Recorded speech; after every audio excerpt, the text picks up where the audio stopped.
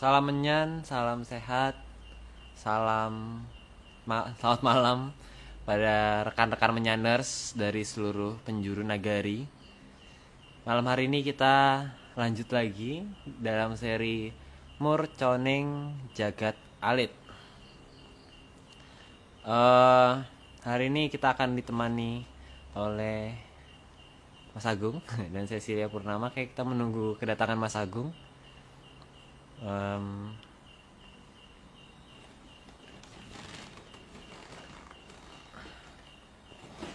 Kedatangannya Mas Agung belum bisa bergabung kayaknya.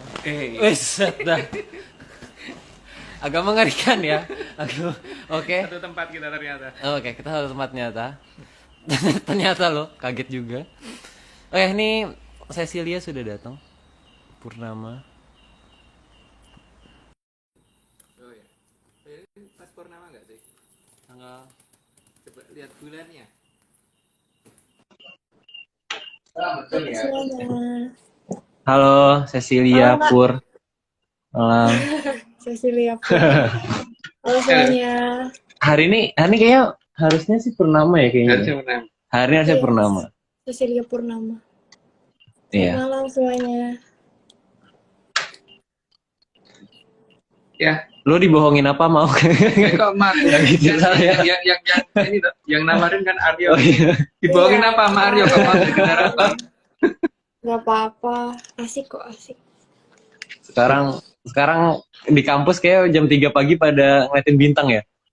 Iya, kita ada astronomi sekarang. Anak bisnis kok belajar ngeliatin bintang tiap malam. Menarik kan? Ada aja. Ada aja. Oke lah, kita langsung mulai aja kali Om ya. Ya. Purnama jangan lupa bawa minum karena hari Udah? ini kita ada banyak puluhan ribu slide. Ratusan. Ya, oke. Silakan dari slide pertama aja. Monggo.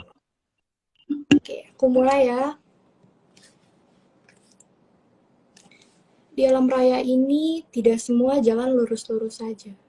Banyak jalan dengan persimpangan yang sangat membingungkan. Itu biasalah, nggak ini. Tidak terlalu aneh. Jadi sudah memang nggak perlu diperjelas. Jadi langsung aja Mbak. Oke. Banyak jalan tanpa petunjuk jalan yang jelas. Karena mungkin ada perbedaan asumsi. Sehingga sangat mungkin membuat orang kesasar. Jalan memang bingungin. Jadi ini kan menyangkut masalah bagaimana kita menuju ke suatu tempat. Kalau kita apal jalannya ya mungkin nggak masalah. Tapi kan sebenarnya ada ini hanya berlaku jika misalkan kita ngerti itu nggak perlu. Tapi kalau misalkan ngerti di mana beli tiket pesawat, mau nggak mau ya harus jalan kaki. Masalahnya kalau jalan kaki itu ya begitu, harus ngerti semua jalur. Oke lanjut. Tadi keputus ya kayaknya. Putus nggak ya? Halo, halo. Diem. Halo. Kok dia muter-muter? Ya, kita yang muter kayaknya. Bentar, kita tanyakan. Aman sih harusnya. Ngelek kayaknya. Menyaners ini yang ngelek aku atau dari... Oh iya. Kita tunggu Purnama. Karena ini kayaknya ini Om. Ini ada power dari Menyaners nih. Karena dari tadi requestnya disclaimer semua. Oke, kalau kita sambil tunggu Kayaknya dulu deh. ini emang harus disclaimer dulu nih. Mana disclaimernya? Sebentar, tak cari filenya. Bentar, mana dia tadi ya? Ini semua cuma kalau nggak percaya ya nggak apa-apa. Mana tadi? Audionya mana sih? Di bawah nih. Tuh. Oh. Siaran ke sana dulu.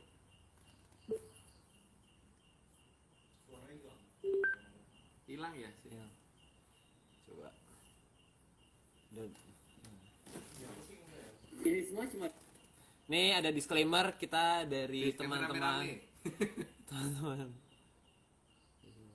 Teman-teman sebentar ya. Ini dia disclaimer dari hasil acara kemarin. dongeng, kalau nggak percaya ya nggak apa-apa. Tapi kalau mau percaya ya Lagi. Sekali lagi kali ya. ini semua cuma dongeng, kalau nggak percaya ya nggak apa-apa. Tapi kalau mau percaya ya Oke. Jadi harus diingat-ingat ya para menyaner semua yang nonton, yang baru berjoin, yang baru bergabung juga. Ini semua cuma dongeng. Jadi ya ini selevel lah. Oh ya, tidak seperti di awal tadi. Oh, suaranya agak kecil. Oke, siap. Sekarang aman ya? Suaranya gimana sekarang? Suaranya kecil Mas Aryo. Coba kita tanya. Mana? Coba. Menyanirs.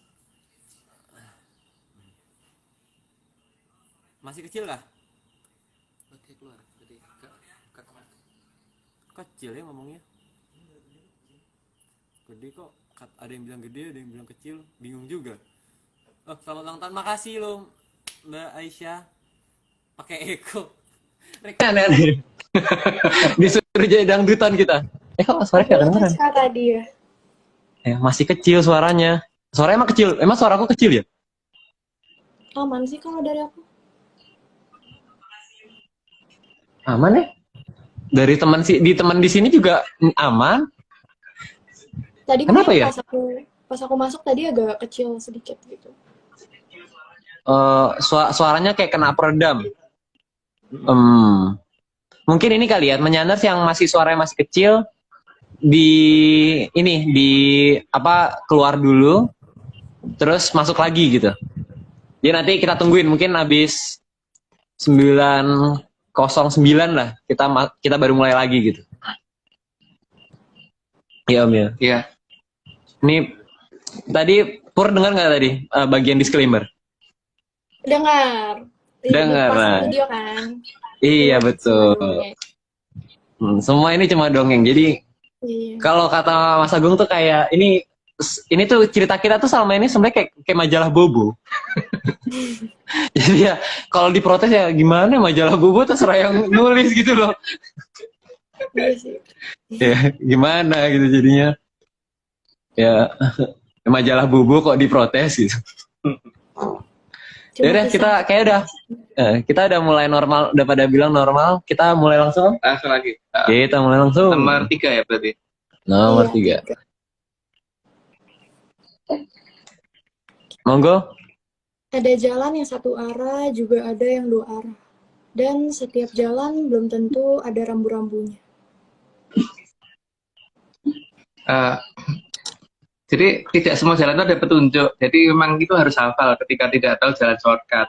Nama saya shortcut itu ya mungkin zaman sekarang banyak yang hilang. Karena kan di sekolah aja kita nggak boleh pakai shortcut kan, untuk matematik harus pakai cara panjang. Nah, itulah kebiasaan yang harusnya dihilangkan gitu. Iya ya, mungkin teman-teman kalau misalnya dulu ingat nggak sih matematika tuh kita rumusnya harus rumus panjang gitu, dijelasin semua gitu.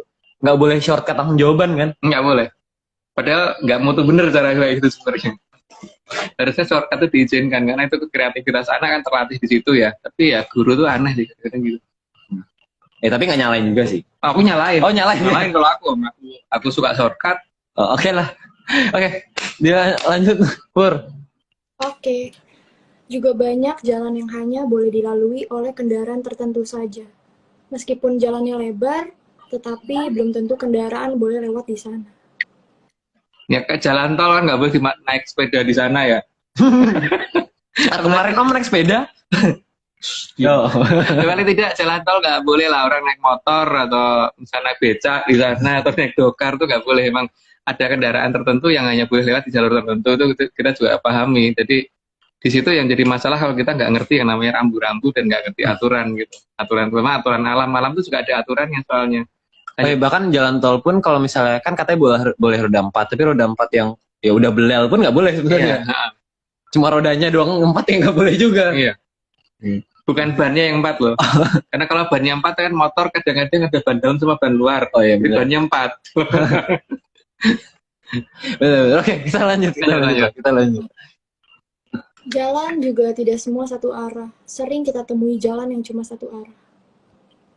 Ya, tapi banyak juga loh yang satu arah. Dan satu arahnya kadang mendadak. Jadi bukan tiap hari sudah aturannya begitu, karena tiba-tiba mendadak seperti waktu kita pas pergi waktu itu ya, di mana kita lupa, pokoknya ada satu kota yang mendadak daerah itu biasanya nggak ada satu arah, baru satu arah.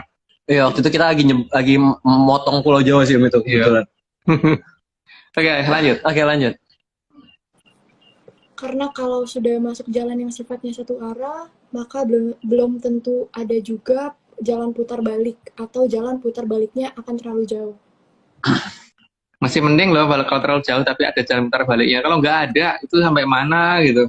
Nyasarnya nyemplung laut atau gitu, ya udah. Iya. Makanya ngerti jalan tuh penting, tapi kalau nggak ngerti jalan ya nggak apa-apa sih. Kalau memang pengen kesasar tuh kita juga tidak ada larangan. Oh iya benar ya. Jadi sekali lagi teman-teman, ini kalau misalnya kita kan cuma ngasih tahu ya, kalau perlu tahu jalan tuh perlu. Tapi kalau ngerasa nggak perlu ya nggak apa-apa. nggak perlu, nggak apa-apa. Aku tuh pengennya nyasar ya Mas. Gimana itu kalau kayak gitu kan kita nggak boleh ngelarang ya. Ya, nyasar tuh punya hak menyasar tuh hak tiap orang kok, nggak apa-apa. Ya Pur ya. Betul. Nah, oke, kita lanjut. Nah, kita lanjut. Atau malah jalan putar balik itu bisa membuat kita bingung karena bisa terjebak di putaran yang tiada ujungnya. Ya, karena kadang-kadang putar balik itu tidak mengarah ke jalan yang awal, kadang-kadang malah belok kemana gitu. Kayaknya putar balik, tapi misalkan putar balik tapi malah turun ke bawah atau naik ke atas atau malah muter-muter nggak jelas lagi gitu. Jadi mapping itu penting sih. Tapi kalau kan itu tadi ya, semua itu pilihan. Kalau orang pengen nyasar dan nyasar itu adalah kebanggaan, kenapa nggak boleh gitu? Mereka bangga nyasar ya? Ya nggak apa-apa kan? Nggak apa-apa. Nah, gimana coba? Lanjut lah. Yang perlu diingat, jangan sampai memutar di daerah yang dilarang putar balik, karena itu melanggar aturan dan akan ada konsekuensi jika aturan dilanggar. Ya kalau nggak boleh muter ya jangan muter. Kalau di situ nggak boleh muter tetap muter ya risiko ketabrak atau ketilang atau. Tapi ya masalahnya itu tadi sih, kalau pengen tabrakan memang ya nggak boleh apa. Kita nggak berani ngelarang. Pengen kena tilang aku kebanyakan duit pengen bayar tilang, nama nggak boleh. Masa kita mau ngelarang Aryo? Enggak kan? Iya ya. Sekali-kali mau nyumbang dengan cara supaya dapat pengen dapat surat tilang 10 kan kita nggak boleh. Boleh lah. Iya, dia malah mau nyumbang negara kan, ngelihat negaranya lagi kasihan gitu. Sebut Mas. Udahlah kita ketilang lah, udahlah gitu. Kita nggak boleh ngelarang loh. Orang yang pengen ketilang tuh boleh itu. Sangat dibolehkan. Tapi kita nggak mau ketilang. Kalau kita nggak mau ketilang. Kalau Purnama mau ketilang nggak Cecil? Nggak mau. Aku seumur-umur nggak pernah sih ketilang. Ya syukur. Nah, jangan ketilang. Jangan, Tapi nggak apa-apa loh kalau mau lo sekali-sekali loh. Cuma buat experience ya. Experience. Ya udah, oke, kita lanjut. Oke. Daerah tempat berbelok juga bukan tempat putar balik, karena tanda putar balik bukan seperti itu. Ya, masalahnya itu tadi tuh, ada yang pengen ketilang apa tidak gitu. Itu hak-hak masing-masing gitu. Karena belok ke kanan tuh bukan belok ke bukan putar balik putar balik ke titik awal gitu. Tapi kan masalahnya ada orang yang berpikiran lain. Oh belok ke sana itu berarti boleh dong kali-kali dikit-dikit gitu. Gitu. Oke, lanjut. Jadi dalam berlalu lintas kita harus mencermati rambu-rambu lalu lintas. Dan rambu-rambu itu kadang sudah ada sebelum kita lahir. Ya kalau rambunya baru muncul pada saat kita lahir atau jauh setelah kita dewasa ya mungkin ya kita nganggep itu baru ada ya aneh gitu. Tapi yang jelas kebanyakan rambu memang sudah ada jauh sebelum kita lahir, bahkan sebelum orang tua kita lahir, bahkan sebelum nenek kita lahir gitu. Yang contoh di alam raya kan. Oh ya, kalau alam raya iya. Dan karena alam raya itu kan umurnya lebih tua daripada bumi, saya ingatku, tapi nggak tahu kalau akunya nggak inget ya, nggak nyadar, nggak tahu juga gitu. Ya namanya nggak inget, jadi nggak tahu. Oke, lanjut. Lanjut. Maka rambu lalu lintas itu jangan pernah diganti, karena akan membuat bingung yang melewati wilayah tersebut. Ya, rambu itu sebaiknya konstan. Tapi masalahnya kan ketika peradaban baru ini kemudian berusaha mengganti dengan maksud mungkin lebih bagus atau biar orang nggak mengerti atau menjadi lebih paham. Tapi kadang-kadang malah jadi tidak paham karena sesuatu hal yang sudah terbiasa seperti itu diganti itu kadang-kadang bingungin gitu. Kalau bagi aku loh, karena memang ya saya itu kan orangnya nggak mudengan ya, Oh, nggak mudengan Oh. gitu. Jadi kalau aku lebih suka tanda rambu yang lama itu tetap digunakan, jangan diganti. Tapi kalau yang nganggep wah aku kayaknya kurang modern nggak butuh tanda kayak gitu, ganti yang gini aja gitu. Misalkan tadinya tandanya sudah menggunakan tanda yang otomatis dan ini mau diganti dengan orang berdiri di situ ya nggak apa-apa gitu. nggak apa-apa. Tadi lambangnya warna putih, biar kelihatan kalau malam diganti warna hitam ya nggak apa-apa juga gitu kan. Nggak apa-apa. Nggak apa-apa loh. Kita nggak pernah ngelarang sebenarnya. Oke, kita lanjut kali ya, Om ya. Iya. Meskipun kadang terlihat lebih indah, namun tanda lalu lintas jika diubah justru akan membuat bingung yang melewati wilayah tersebut. Jadi sebaiknya aturan lama jangan diganti karena akan buat sosialisasi yang sangat lama untuk memahami perubahan tanda. Terutama tanda-tanda di alam raya ya, yang tadinya ini adalah begini, ini adalah begini, orang jadi paham karena itu namanya sastra jendro kan kalau di Jawa. Jadi, tapi kalau itu kemudian diterjemahkan menjadi hal-hal yang berbeda, apalagi difilsafatkan, memang ya akan bikin jadi bingungnya setengah mampus gitu. Tapi kan masalahnya bingung itu adalah hak orang juga kan, boleh lah orang bingung, kenapa nggak boleh? Ternyata dia pengennya bingung loh, Heeh. nggak mau ngerti. Heeh. Pokoknya bingung gitu. Kalau ngerti nggak suka gitu. Nggak puas dia kalau ngerti. Gitu. Nah, karena bingung adalah kebanggaan juga nggak apa-apa. Nggak apa-apa. tapi unik ya di sini ya. Jadi kayaknya kan kalau lagi apa namanya kalau ada bencana gitu kan biasanya hewan yang terbang tuh malah lebih ngerti gitu loh. Iya. Tapi manusia katanya derajatnya lebih tinggi dari hewan kok nggak ngerti gitu loh. Nah itu gimana tuh? Hewan masih punya standar membaca sastra jendro dengan tepat karena tidak dirubah oleh nenek moyangnya gitu kan. Karena tandanya nggak berubah dari mereka. Kalau manusia nggak tahu deh. Oh kalau manusia nggak tahu ya. Oke. Oke lah kita nggak tahu. 13 14 benar 13. Nggak tahu deh. 13. 13. Untuk memahami arah jalan di daerah yang asli.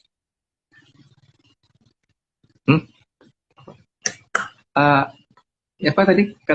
Oh, muter-muter dia. Muter-muter. Oke, Arya yang baca aja. Tahu bentar. Ini memastikan apakah aku yang muter atau Purnama? Gimana nih pemirsa, siapa yang muter? Saya atau Purnama? Cecilia sih panggilnya Purnama. Oh ini dia udah di request juga. Kok keputus juga dia? Ya putus. Pur. Kasihan ya namanya PUR Mas, bukan POOR. Udah balik. Halo sis. Nah Mbak Purnama. Jadi problem. Ini sore loh. Ada yang nanya namanya Purnama itu PUR atau POOR gitu depannya. Purnama. PUR. Atau pakai U ya, bukan POO. Bukan OO ya. Oh ya ini pada jawabnya pada bilang Pur ya. Ini dipanggilnya Mbak Pur atau Mbak Cecilia ya? Cecilia bisa, Purnama juga bisa. Darani juga bisa. Ada 3 namanya. Oh Darani bisa. Darani. Jadi Darani saja dikira. Oh Darani itu dikira nih. Dikira. Mbak dikira. Mbak dikira. Mbak Darani Mbak dikira dong ini. Panjang ya. Ya udah. Oke, ayo lanjut. Lanjut tadi 13 kayaknya keputus. Iya. Nah, 13 keputus tadi ya. Oke. Untuk memahami arah jalan di daerah yang asing, maka peta selalu akan dibutuhkan. Peta memang diperlukan. Cuman masalahnya peta ini diganti apa enggak, terutama nama-nama wilayahnya gitu loh. Misalkan dulu namanya Gunung Indrakila gitu, kemudian diganti menjadi Gunung Ciremai gitu. Itu kan orang bingung banget karena arahnya jauh banget itu. Namanya juga bedanya ekstrim. Terus misalkan dulu namanya Kaki Kayangan Bolosrewu, sekarang diganti nama Saturnus, kan beda banget kan? Bingung kan? Nah, akan bingungin itu. Sekarang dulu dinamain Kaki Kayangan Pangluwung. Sekarang namanya jadi Jupiter. kan bingung sebenarnya. Bingung. Ya. Oke, lanjut. Juga bagi yang menggunakan angkutan umum massal, maka tanda-tanda dan trayek angkutan harus dipahami sebelum naik kendaraan yang akan dipilih. Penjemputan itu akan dilakukan, tapi masalahnya penjemputan itu kan kita harus ngerti tuh waktu, tempat, dan di mana, ya. Waktu, tempat, di mana kan di alam raya ini ada masalah waktu, ada masalah tempat, dan waktu dan tempat yang sama atau tempatnya beda tapi waktunya sama atau waktunya sama itu bingungin di sini. Jadi ada berbagai aturan yang harus dipahami untuk masalah di alam raya ini dan jemputan itu ada di mana. Kita harus memahami betul dan ciri-cirinya seperti apa, kendaraannya seperti apa, Kapan? kapan. Karena kan Jadi kita nggak bisa menunggu di tempat yang nggak mungkin jemputan itu lewat kayak kita nunggu stasiun kereta api tapi nunggunya misalkan di tengah danau. di tengah danau gitu juga nggak mungkin atau di tengah laut gitu nunggu jemputan kereta api itu. Kereta api di stasiun dan tidak semua stasiun tempat kereta api itu berhenti gitu. Apalagi nunggu di tengah kereta api juga salah kan? Salah juga, Iya. ketabrak. Ketabrak. Jadi Atau nungguin pesawat di tengah laut gitu. nah, ternyata di tengah laut itu juga keliru. Jadi atau ini nunggu bis tapi di TPA tempat pembuangan sampah itu. Iya. Pembuangan akhir kan nggak bisa tempat pembuangan sampah akhir itu misalkan gitu nggak bisa dia tetap semua ada jalurnya, semua ada tempatnya dan semua ada waktunya juga. Ya karena kita pun kalau minta dijemput sama misalnya pulang dari luar kota gitu naik pesawat kan kalau misalnya minta dijemput ya kita kasih tahu di terminal berapa, penerbangan apa, jam berapa gitu kan. Iya. Tapi kalau misalnya cuma disuruh jemput kan bingung yang jemput. Terus Yang dijemput juga bingung. naik kendaraan itu juga harus pilih-pilih juga walaupun mungkin jamnya sama tapi misalkan yang lewat ini bis PPD atau truk sampah gitu trayeknya pas sama pas di kebetulan truknya juga berhenti di tempat yang sama tapi kita naik kan nggak mungkin kayak truk sampah gitu kan juga harus ini kan apalagi kendaraan ambulan itu kan nggak mungkin kita musuh ngiung-ngiung gitu dikira orang apaan gitu.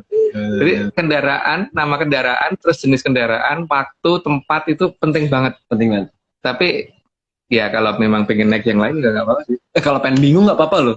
Ya. Kalau Cecil mau gimana? Kalau mau bingung ya silakan loh. Kita nggak ngelarang sama sekali soalnya. Ya, tergantung sih Oke lah, tujuan kita hidupnya. lanjut. Jadi ya. Kalau kita mah bikin bingung memang hobi kita gitu masalahnya. Bikin bingung hobi, iya. Oke, kita lanjut ya. Oke. Karena tidak semua kendaraan bisa berhenti di sembarang tempat. Jika salah pilih, maka daerah tujuan malah akan terlewatkan. Ya kita harus ngerti trayek tuh di situ. Kalau kita mau ke Surabaya gitu, naik pesawatnya jangan ke Ambon. Atau kalau kita mau ke Jogja, naik pesawatnya jangan ke New York.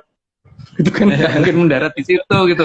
Atau kalau kita mau misalkan Aryo dari Senen gitu, mau pengen naik pesawat Ke BSD. nggak bisa. Nggak bisa. Walaupun bisa terjun payung tetap nggak diizinkan sama pramugarinya nggak akan ngizinin itu pilotnya ngamuk di BSD. Itu ya. Jadi semua ada jalurnya trayeknya dan itu harus ditepati. Lanjut Pak. Monggo. Jadi, meskipun kendaraan itu jelek dan sudah tua, justru kendaraan itu yang bisa mengantarkan kita ke tempat terdekat dari tujuan. Dan tentunya Ya. juga lebih murah. Karena kita nggak mungkin dari bandara di Jakarta, terus kemudian ke Jogja, kan turunnya pasti di bandara. Dari bandara ke rumah itu masih jauh, jadi butuh kendaraan yang lebih kecil gitu, untuk mencapai ke tempat kita gitu. Dan kadang-kadang kendaraan itu justru kendaraan yang sudah tua, apalagi kalau ke jalur pedesaan gitu. Nah sekarang memang kita bisa minta tolong dianterin dengan menggunakan pesawat jumbo jet gitu masuk ke rumah ke depan rumah gitu. Airbus masuk ke komplek gitu. Mungkin kan. Keren. Oke. Ya lanjut. Jadi pasti biasanya lebih sederhana dan lebih kecil gitu. Walaupun itu kendaraan kan dia malah jelek, tapi nyampe malahan kan. Iya benar. Motor sepeda ontel gitu Ya, malah nyampe. malah kadang-kadang itu ojek sepeda gitu malah nyampe. Bener-bener malah bisa masuk rumah sekali kalau itu ojek sepeda. Walaupun mungkin nggak akan tetap diparkir depan rumah, tapi paling tidak itu bisa sampai masuk halaman gitu. Kalau naik pesawat nggak bisa. Nggak bisa. Kalau naik bis pun paling cuma sampai jalan raya terdekat kan. Masih ada jalan kakinya. Oke, lanjut. Karena tidak semua kendaraan yang bagus dan cepat bisa mengantarkan kita sampai ke posisi terdekat yang diinginkan. Nah itulah seperti tadi kayaknya sudah dijelasin. Nanti lanjut aja. Apalagi ada kendaraan yang sudah punya jalur khusus. Jadi tidak akan bisa keluar jalur, karena kalau keluar jalur berarti celaka. Ya, kecuali apa namanya, kalau memang dalam kondisi kayak di Ukraina ini lagi perang itu banyak banget itu kereta api keluar jalur. Nah, ya. Itu makanya. Tapi mungkin nggak celaka karena emang disengaja gitu kan. Atau memang hobi mereka begitu gitu. Oke, lanjut, Mbak. Ya, lanjut. Selain itu, Muter lagi. tidak bisa sembarangan Kita balik ke sini. menurunkan penumpang di sembarang tempat. Boleh balik lagi. Cecilia, Ya, Muter-muter, diulang lagi aja. diulang lagi. Yang, bentar. 19 ya? Ya, 19 nya muter-muter lagi. Masih muter-muter, kita tunggu saja.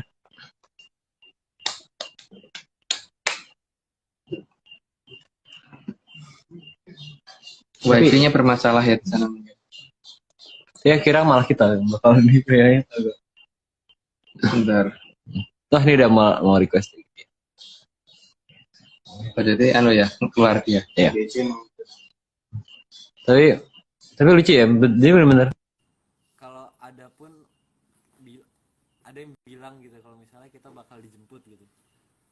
Tapi harus detail berarti kan? Iya. Harus detail gitu, tempat lokasinya, yang jemput apa, siapa, naik apa. kapan, berapa orang yang boleh ikut. Karena kendaraan juga ada batasnya. Taunya naik motor tapi yang ikut ber-15 gitu. Dijemput misalkan pakai mobil Avanza gitu, tapi kita suruh naik di belakang mobil, sama aja kan, kita nggak ikut. Duduk di ban gitu.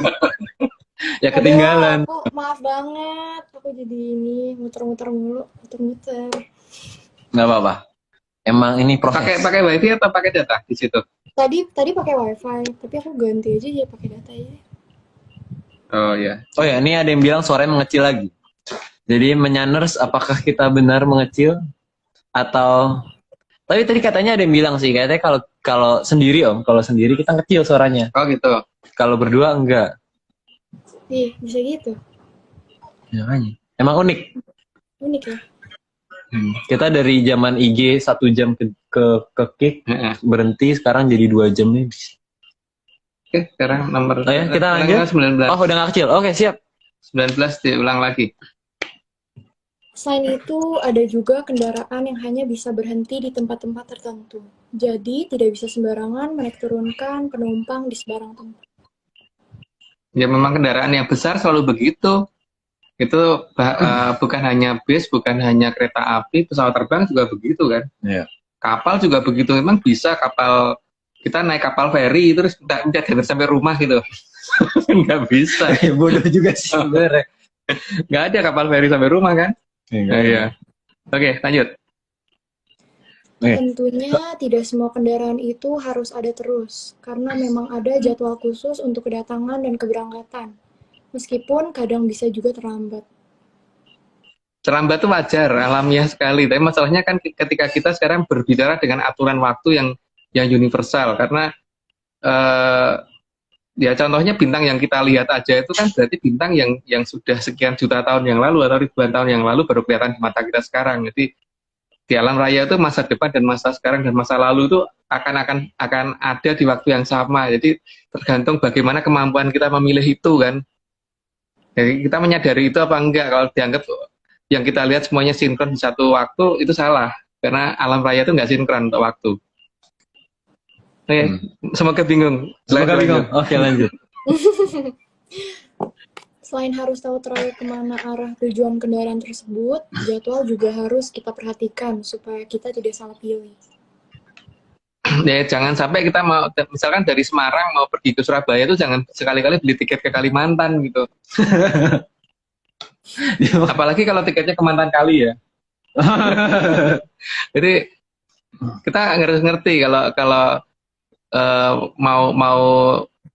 pengen naik kapal itu di Sungai Berantas, jangan naik kapal kok di jalan raya gitu kan. Ya. Yang penting kita harus tahu trayek itu kemana. Kalau mau ke Jakarta itu jangan ke Sungai Berantas atau ke Mantan Kali atau ke Kalimantan. Ah, ya malah jangan ke sana gitu. Ya. Lanjut. Maka sangat penting pemahaman atas peta, jadwal, dan tempat pemberhentian untuk dinaiki agar kita tidak kesasar.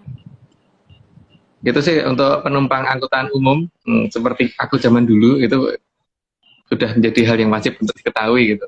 Terutama zaman sekarang ya, di mana ada busway dan MRT, ada LRT, ada macam-macam itu. Jangan sampai salah nyari trayek di mana kita pengennya kemana malah tujuannya malah ngambil kendaraan kemana gitu. Karena beda jalur aja pasti udah lain tuh, trayeknya pasti jauh. Mau ke Tanjung Priok malah nyampe Bogor kan salah. Iya. Salah gitu loh. Oke, lanjut. Oke, lanjut. Di alam raya ini sangatlah penting orang yang tahu trayek angkutan, jadwal angkutan, peta jalan raya, dan di mana menemukan angkutan yang tidak akan kesasar.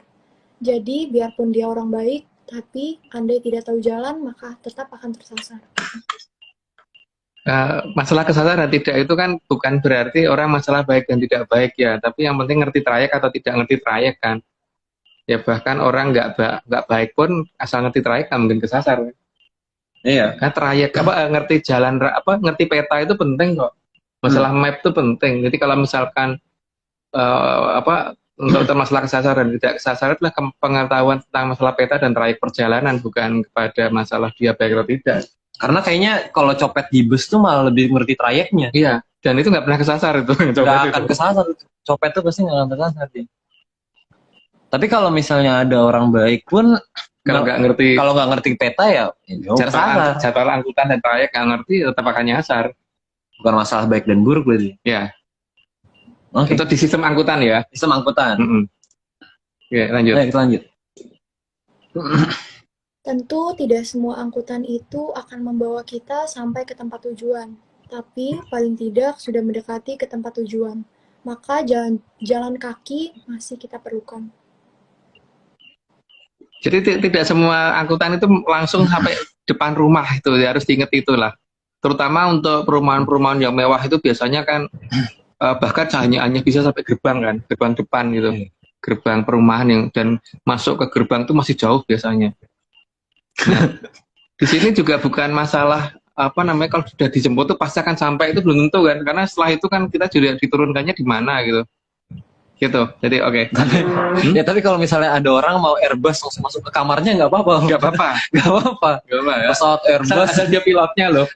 Dia pilotnya, kalau dia bukan pilotnya mana boleh. Masuk ke Airbus langsung masuk kamarnya nggak boleh.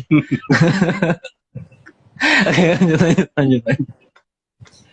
Jika jalan kaki terlalu jauh dan tidak kuat melanjutkan, sebaiknya juga beristirahat. Tapi jangan di tempat sembarangan.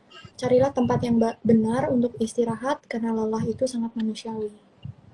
Ya, karena jagat itu sangat luas ya, dari mulai Arjopodo sampai ke Kayangan sana itu sangat panjang kalau tidak ngerti jagat alit. Jadi harus lewat jagat gede itu mas seperti itu. Dan pasti akan ngalami yang namanya kecapean. Nanti istirahat boleh, tapi jangan di tengah jalan ya. Atau malah di rodanya truk malah jangan. Ya. Tapi jangan, kita nggak boleh ngelarang Om. Ya kalau orang memang pengen begitu. Iya, kalau pengen tiduran di jalan kayak di gambar ini kan ya kita nggak bisa ngelarang loh. Yang berhak ngelarang bukan kita, tapi petugas yang bersangkutan. Nah, petugasnya, karena kita nggak bertanggung jawab. Oke, kita hanya tanggung menjawab. Oh ya, tanggung menjawab. Oke, kita karena udah 26 nih, kita disclaimer kali. Disclaimer video lagi atau gimana? 30 aja, 30. Oke, 30. Siap. Disclaimernya 30. Oke, 26. Lanjut. Meskipun angkutan itu ada, tetapi leluhur tetap mengharapkan agar kita bisa jalan sendiri, tanpa tergantung angkutan, supaya tidak ada masa penantian karena sudah tahu harus kemana. Nunggu itu paling nyebelin dalam kereta api. Karena kalau seperti waktu jemput adikku di stasiun kereta gitu, rasanya tuh 5 menit lagi kereta api akan nyampe, itu kayak 5 tahun loh rasanya. Makanya menanti itu nggak enak, tapi ya ada orang yang menunggu itu lebih menyenangkan, itu ya nggak apa-apa. Tapi kalau aku nggak suka nunggu, lebih suka kalau ngerti sendiri jalannya. Masalahnya kalau nunggunya tahu sampai kapan Om? Ya. Kalau nunggunya cuma dibilangin nanti aku kesana loh di hari Sabtu, tapi Sabtu kapan? Sabtu minggu depan, minggu depan lagi, tahun depan, abad depan, milenium depan, atau jutaan tahun ke depan gitu kan, nggak tahu, pokoknya hari Sabtu gitu kan maksudnya. Atau malah Sabtu kemarin. Kan nggak tahu gitu. Iya. Kita lebih nggak jelas lagi tuh nunggunya. Heeh. Bingung gitu. Ayo, kita lanjutkan. Karena menunggu itu bukan hal yang menyenangkan. Karena kalau bisa tidak menunggu, mengapa juga harus menunggu? Ya, tapi monggo loh kalau memang ada yang hobi menunggu gitu kan. Ya kalau aku sih nggak suka. Tapi kan itu kegemaran tiap orang dan kesenangan tiap orang itu beda-beda. Jadi memang kalau memang pengen menunggu nggak apa-apa. Tapi kalau enggak, ya sebaiknya menunggu ya nggak apa-apa. Nggak apa-apa juga. Karena kalau hanya bisa menunggu kan nggak masalah. Ya. Kalau hanya bisa menunggu. Tapi kalau bisa tanpa menunggu ya, yang tanpa menunggu itu ya, Ya, lebih asik. menurut kita ya. Nah, menurut kita Kalau yang lain mau, apalagi nunggu pesawat di tengah sungai gitu kan nggak apa-apa. nunggu sampai abad kapanpun gitu. Nunggu pesawat tengah sungai ada ini pesawat era modern yang nyampe pesawat yang bisa dinaikin gitu kan. Sampai sungainya kering tuh nggak akan datang itu pesawat itu. Iya. Oke, lanjut. Oke, siap. Tapi alam juga tidak melarang bagi yang sabar menunggu, karena jadwal penjemputan itu bisa saja masih sangat lama kalau tidak tahu jadwal yang jelas. Maka jika memilih menunggu, janganlah menyalahkan yang memilih jalan duluan, karena memang sudah memiliki peta. Sehingga kalau mau menunggu selama itu tidak akan ada larangan. Semua itu tergantung pilihan. Tadi karena ada yang memang hobi menunggu ya monggo aja. Tapi yang tidak mau menunggu ya berarti harus ngerti trayek, ngerti peta, ngerti waktu, ngerti tempat dan sebagainya toh. Tapi untuk yang lebih suka menunggu dan dianggap menunggu itu pasti akan dijemput ya silahkan aja. Itu haknya yang pengen menunggu. Ya karena kalau kita nggak suka nunggu, orangnya nggak sabaran ya. Karena misalkan besok hari Sabtu gitu. Sabtu kapan ya? Karena buat sampai 100 juta tahun ke depan masih ada hari Sabtu gitu. Mending dikasih tahu harinya. Kalau enggak, Ya. nanti aku kesana ya, titik. Gimana itu? Tunggu ya. Tunggu ya, gimana itu? Gimana itu? Waduh, kacau banget itu udah. Oke. Kalau Lanjut. katanya nunggu gajian, kalau nunggu gajian tuh masih tahu gajiannya kapan. gitu. Kalau ada patokannya. Nggak mungkin gajian 100 tahun lagi itu nggak mungkin. Nggak mungkin. Pasti ya Bulan, hari, hitungnya hari. Terlambatnya paling ya 1-2 minggu gitu. Nggak Iya. mungkin 1-2 abad tuh nggak mungkin. Nggak ada orang kerja sekarang gajinya 5 abad lagi. nggak ada. Nggak ada. Tapi kalau disuruh nunggu doang, udah bingung tuh. Aku datang ya titik, nah itu udah bingung. Iya. Tuh, udah bingung. Ya kita lanjut. Bagi leluhur, satu kata menunggu itu sangat tidak dianjurkan. Maka leluhur memilih memberikan peta kepada para anak cucu agar tidak perlu menunggu. Tapi ya itu peta itu dipahami apa tidak dan masih ada apa tidak gitu kan sekarang. Tapi kalau peta itu masih ada dan membacanya juga masih dipahami, ngerti ya, berarti ya itu bisa digunakan. Semoga aja petanya nggak diganti ya. Misalkan mau ke Jakarta tapi dikatakan Jakarta itu daerah mana tengah Samudra Hindia gitu. Atau misalkan mau ke rumahnya Aryo gitu tapi alamatnya kebun binatang Ragunan gitu kan juga. Masalahnya kan bagaimana kita membacanya benar apa enggak dulu baru ada peta. Dan sekarang kalau misalkan ngomongnya alamat perumahan apa gitu terus kemudian alamat itu sebenarnya bukan karena kesalahan membaca karena ada perubahan cara membaca huruf sehingga akhirnya itu menuju ke kebun binatang. Berarti kan, itu kan juga masalah. Jadi pengenalan huruf dan tulisan itu juga penting. Makanya aksara Pallawa itu ya harusnya dipahami gitu. Tulisannya bekas C tapi taunya dibacanya apa kan nggak tahu juga. Bekas C ya diganti bekas apa gitu kan. Nggak tahu juga. Atau Wiragunan jadi apa gitu kan bingung juga tuh. Nah, tempatnya Tumenggung Rogino kan Wiragunan ya. Iya, Jadi apa gitu jadi apa itu? Tiba-tiba winya hilang atau nannya yang hilang. Ya kan nggak tahu. Apa gunya yang hilang. Minan. Ya nggak tahu lah itu. Oke, lanjut. Lanjut. Di sini disclaimer di sini. Lanjut dulu. Silakan Mbak Alam raya ini sangatlah luas, maka leluhur sudah memberikan 3 jalan utama yang dikenal dengan nama jagat kecil, jagat gede, dan jagat langgeng. Yaitu kalau jagat kecil ada dalam badan kita. Jadi kalau menuju ke titik akhir itu sebenarnya menggunakan itu bisa seharusnya. Tapi kalau misalkan tata cara itu udah dilupakan, berarti ya harus menggunakan jagat gede. Tapi kalau jagat gede ini petanya nggak ngerti, jagat gede itu rawan nyasar kan. Ya, karena gede. Karena gede banget, gede banget. Kalau jagat langgeng kan tempat tujuan. Ya, aku nih ya. Maaf. Itu. Jadi kita mau disclaimer ya, disclaimer dulu. Disclaimer, request pakai Eko. Wah, request jadi dangdutan. Requestnya dangdutan loh. Bentar, kita nyalain speakernya. Oke. Nih. Ini semua cuma sabar. Jam 14. Harus pakai speaker ya, biar kencang. Harus, biar kencang suaranya. Ayo, menyanar siap ya. Sampai menyanar bilang siap baru di play ininya. Disclaimernya. Nunggu delay dulu berarti. Oke. Ah udahlah, pasti udah siap semua. Yuk. Eko, request Eko. Ini suaraku udah menggema belum? Sudah bereko belum? Udah bereko? Kurang kali ya. Udah. Kalau begini Biar asik kali ya. Kencangin lagi. Biar asik. begini. Mantap sudah ya. Mantap sudah. Ini request dari menyanar sini. Oke. Ini semua cuma dongeng. Kalau nggak percaya ya nggak apa-apa. Tapi kalau mau percaya, ya. Hilang. Sekali lagi. Ini semua cuma dongeng. Kalau nggak percaya ya nggak apa-apa. Tapi kalau mau percaya, ya. Siap. Taruh. Nah, suaranya dibenahi. Udah nggak Eko. Oke, jadi Arahnya. Oh iya, bentar. Disclaimer normal dulu biar siapa tahu nggak kedengeran. Teman-teman, jadi ini cuma dongeng. Atau Cecilia mau nyoba? Jadi disclaimer. Disclaimer guys. Masih hafal kan? Cuma dongeng. Kalau Kalau nggak percaya, Kalau nggak percaya nggak apa-apa. Kalau nggak Nggak percaya apa-apa. Oke. Kalau percaya, Kalau percaya jangan. ya jangan. Nah, gitu. Kalau Mantap. nggak Coba percaya, ulang. kalau percaya jangan gitu. Coba ulang. Ayo. Monggo. Ini cuma. Ini semua cuma dongeng. Kalau nggak percaya Nggak apa-apa. ya nggak apa-apa. Kalau percaya ya jangan gitu. Oke, mantap lah. Oke. Oke, lanjut. Dalam 3-1. Dalam manusia sudah didefinisikan oleh leluhur terdapat 14 juta nama yang seharusnya tidak dilupakan agar bisa dibawa pulang ke kahyangan. Itu ada dalam sastra pangeracutan.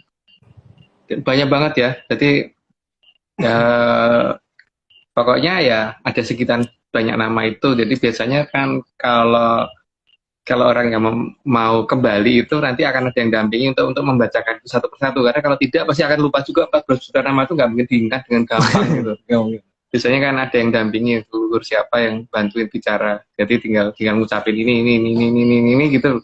Karena minimal aja darah aja sih balikin ada yang namanya sendiri. Ada namanya sendiri. Daging ada darah sendiri, mata namanya sendiri kan bingung juga ya. Jadi bukan 4 ya. Bukan 4 ya. Jadi ada gigi aja ada berapa puluh gitu. Ya, gigi aja ada berapa puluh. Tangan aja jari 5 gitu. Jari kan. 5, jempol. Hidung. Jempol aja 4 loh. Hidung, mata, telinga, mulut. Panca indera 5 loh, panca namanya. Panca indera aja ada 5 gitu. Gak mungkin orang bilang cuma 4 yang ngaco.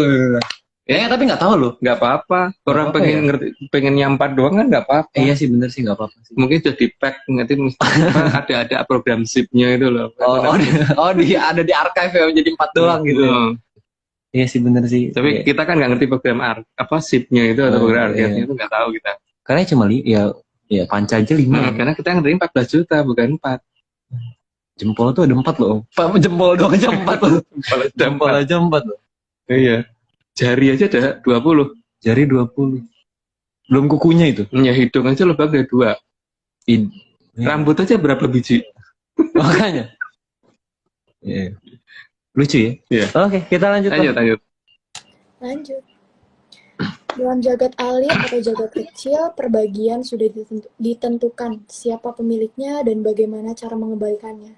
Sehingga kalau hal ini dilupakan, maka terpaksa jalan kedua yang lebih panjang yang harus dilakukan, yaitu melalui jagat gede.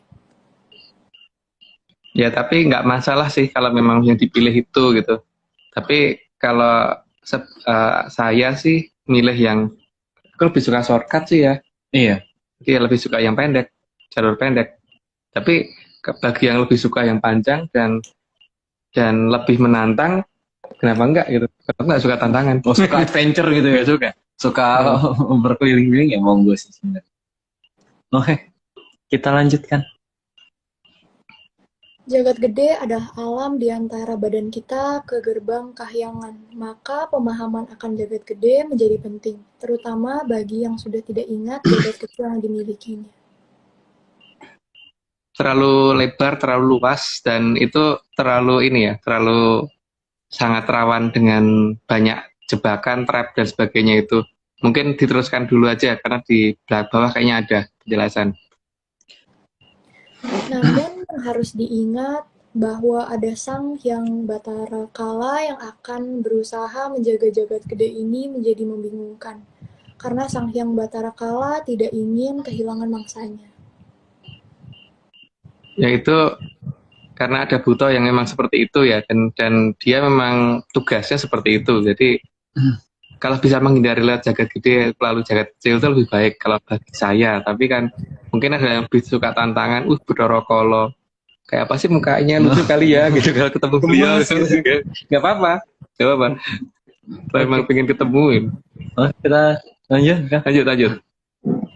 Maka Sang Hyang Batara Kala membuat banyak jebakan di atas sana agar gerbang Suralaya tidak mudah didatangi manusia dan terasa seolah sangat jauh karena teknologi kunci untuk mencapainya juga berusaha dihilangkan oleh Sang Hyang Batara Kala. Jadi sesuatu hal yang gampang dibikin susah karena ada yang berkepentingan atas itu gitu kan. Tapi juga masalahnya yang dibikin susah ini mungkin juga lebih memilih untuk dibikin susah karena mungkin ada tantangan kali pengen kenal seberapa lucunya Bathara Kala kan nggak apa-apa toh. Iya nggak apa-apa, kita nggak Kalau aku juga. suka, Kita nggak ngelarang lebih. tapi aku suka. Ternyata ngelihat fotonya kan di gambar wayang kan Lucu gitu. ada taringnya gitu. Kok matanya dua sendiri lagi, Iya, matanya matanya satu. Wayang tuh biasanya matanya satu, ini di belakang kita ya matanya satu gitu loh, matanya satu gitu kan. Tapi kok kalau Bathara Kala matanya dua ya? Oh iya. Pengen lihat gitu, siapa tahu ternyata matanya 4 gitu. mungkin karena gambarnya dari samping, jadi orang matanya satu, Bathara Kala matanya dua. Oh berarti mungkin karena dari samping Bathara Kala jadi matanya 4 kanan kiri. dua gitu. Oke, lanjut. Lanjut. Maka leluhur juga menunjukkan bahwa peta menuju ke pangidar-idar jagat supaya tidak terjebak oleh jebakan dari Sang Hyang Batara Kala. Di sini mantan Presiden Soeharto memberikan gambaran yang sangat jelas sebenarnya kalau mengerti, tapi cuman sayangnya kita ya nggak ngerti ya. Iya, kita nggak ngerti ya. Nggak ngerti sayangnya. Tapi gambarnya sangat jelas bagi kita. Tapi sayangnya kita nggak ngerti. Iya, makanya bingung. Tapi jelas. Ya pokoknya nggak ngerti intinya gitu. Nggak ngerti tapi kita jelas, udah bingung kan. Iya. Yaudah, lanjut. Oke, lanjut. Pangidar-idar jagat itu hanya petunjuk untuk bisa lepas dari eka antariksa ke dwi antariksa. Nah itu penggambaran yang digambarkan oleh mantan Presiden Soeharto itu jelas, tapi Kita nggak ngerti. kita nggak ngerti, tapi kita jelas. Kita jelas sebenarnya. Jelas kok, jelas gitu sebenarnya, tapi nggak ngerti. Nggak ngerti. Lanjut. Mungkin Cecil ini belum ngikutin kan dari dulu kita. Jadi itu kalau bagi ARC itu dongengnya ya, antariksa itu ada 7 bagian ya. Antariksa itu ada 7 bagian. Eko antariksa sampai Sabtong antariksa gitu. Jadi bukan satu antariksa, bukan satu tempat, itu ada 7 macam. Ada 7 lapisan gitu. Eka itu 1, Dwi kan 2. Tapi jangan percaya ya. Tapi jangan lupa. Jangan percaya. Info aja. Oh iya, oke, biar mudeng. Oke. Jangan mudeng. Nggak boleh ya. Nggak boleh. Harus bingung loh. Kalau nggak bingung nggak lanjut ini. Ya bingung adalah kewajiban. Lanjut. Oh bingung, oke lanjut. Lanjut kalau bingung. Maka salah satu petunjuk dari leluhur adalah keberadaan bintang paling terang. Bintang paling terang adalah petunjuk bagi Kumara yang mencari jalan pulang agar tahu harus berjalan kemana. Cuman masalahnya kalau mungkin mata daerah pun tuh semuanya terang atau semuanya gelap gitu. Masalahnya itu, atau tutup mendung itu kan bingung toh. Tapi bintang itu nggak bisa ditipu sih, begitu keluar dari Dirgantara langsung kelihatan sih sebenarnya yang paling terang itu mana gitu. Dirgantara tuh lapisan angin ya, yang paling bawah ya. Pokoknya ada udara sama Dirgantara itu yang masih ada atmosfer ya. Kalau Kata Kalau- bahasa sekarangnya bahasa sekarang diganti itu rambunya itu. Nggak tahu sih. Ayo kita lanjut kali lanjut ya. aja.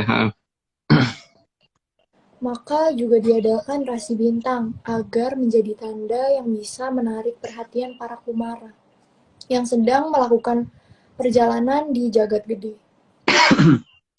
Tapi jangan lupa loh, bintang yang kita lihat itu belum tentu ada karena jarak kita dengan sana itu misalkan dianggap aja 100 tahun cahaya atau 500 tahun cahaya, itu berarti kan cahaya yang nyampe ke kita itu adalah 500 tahun yang lalu baru nyampe ke mata kita sekarang. Berarti kalau kita menuju ke sana mungkin itu sudah nggak ada.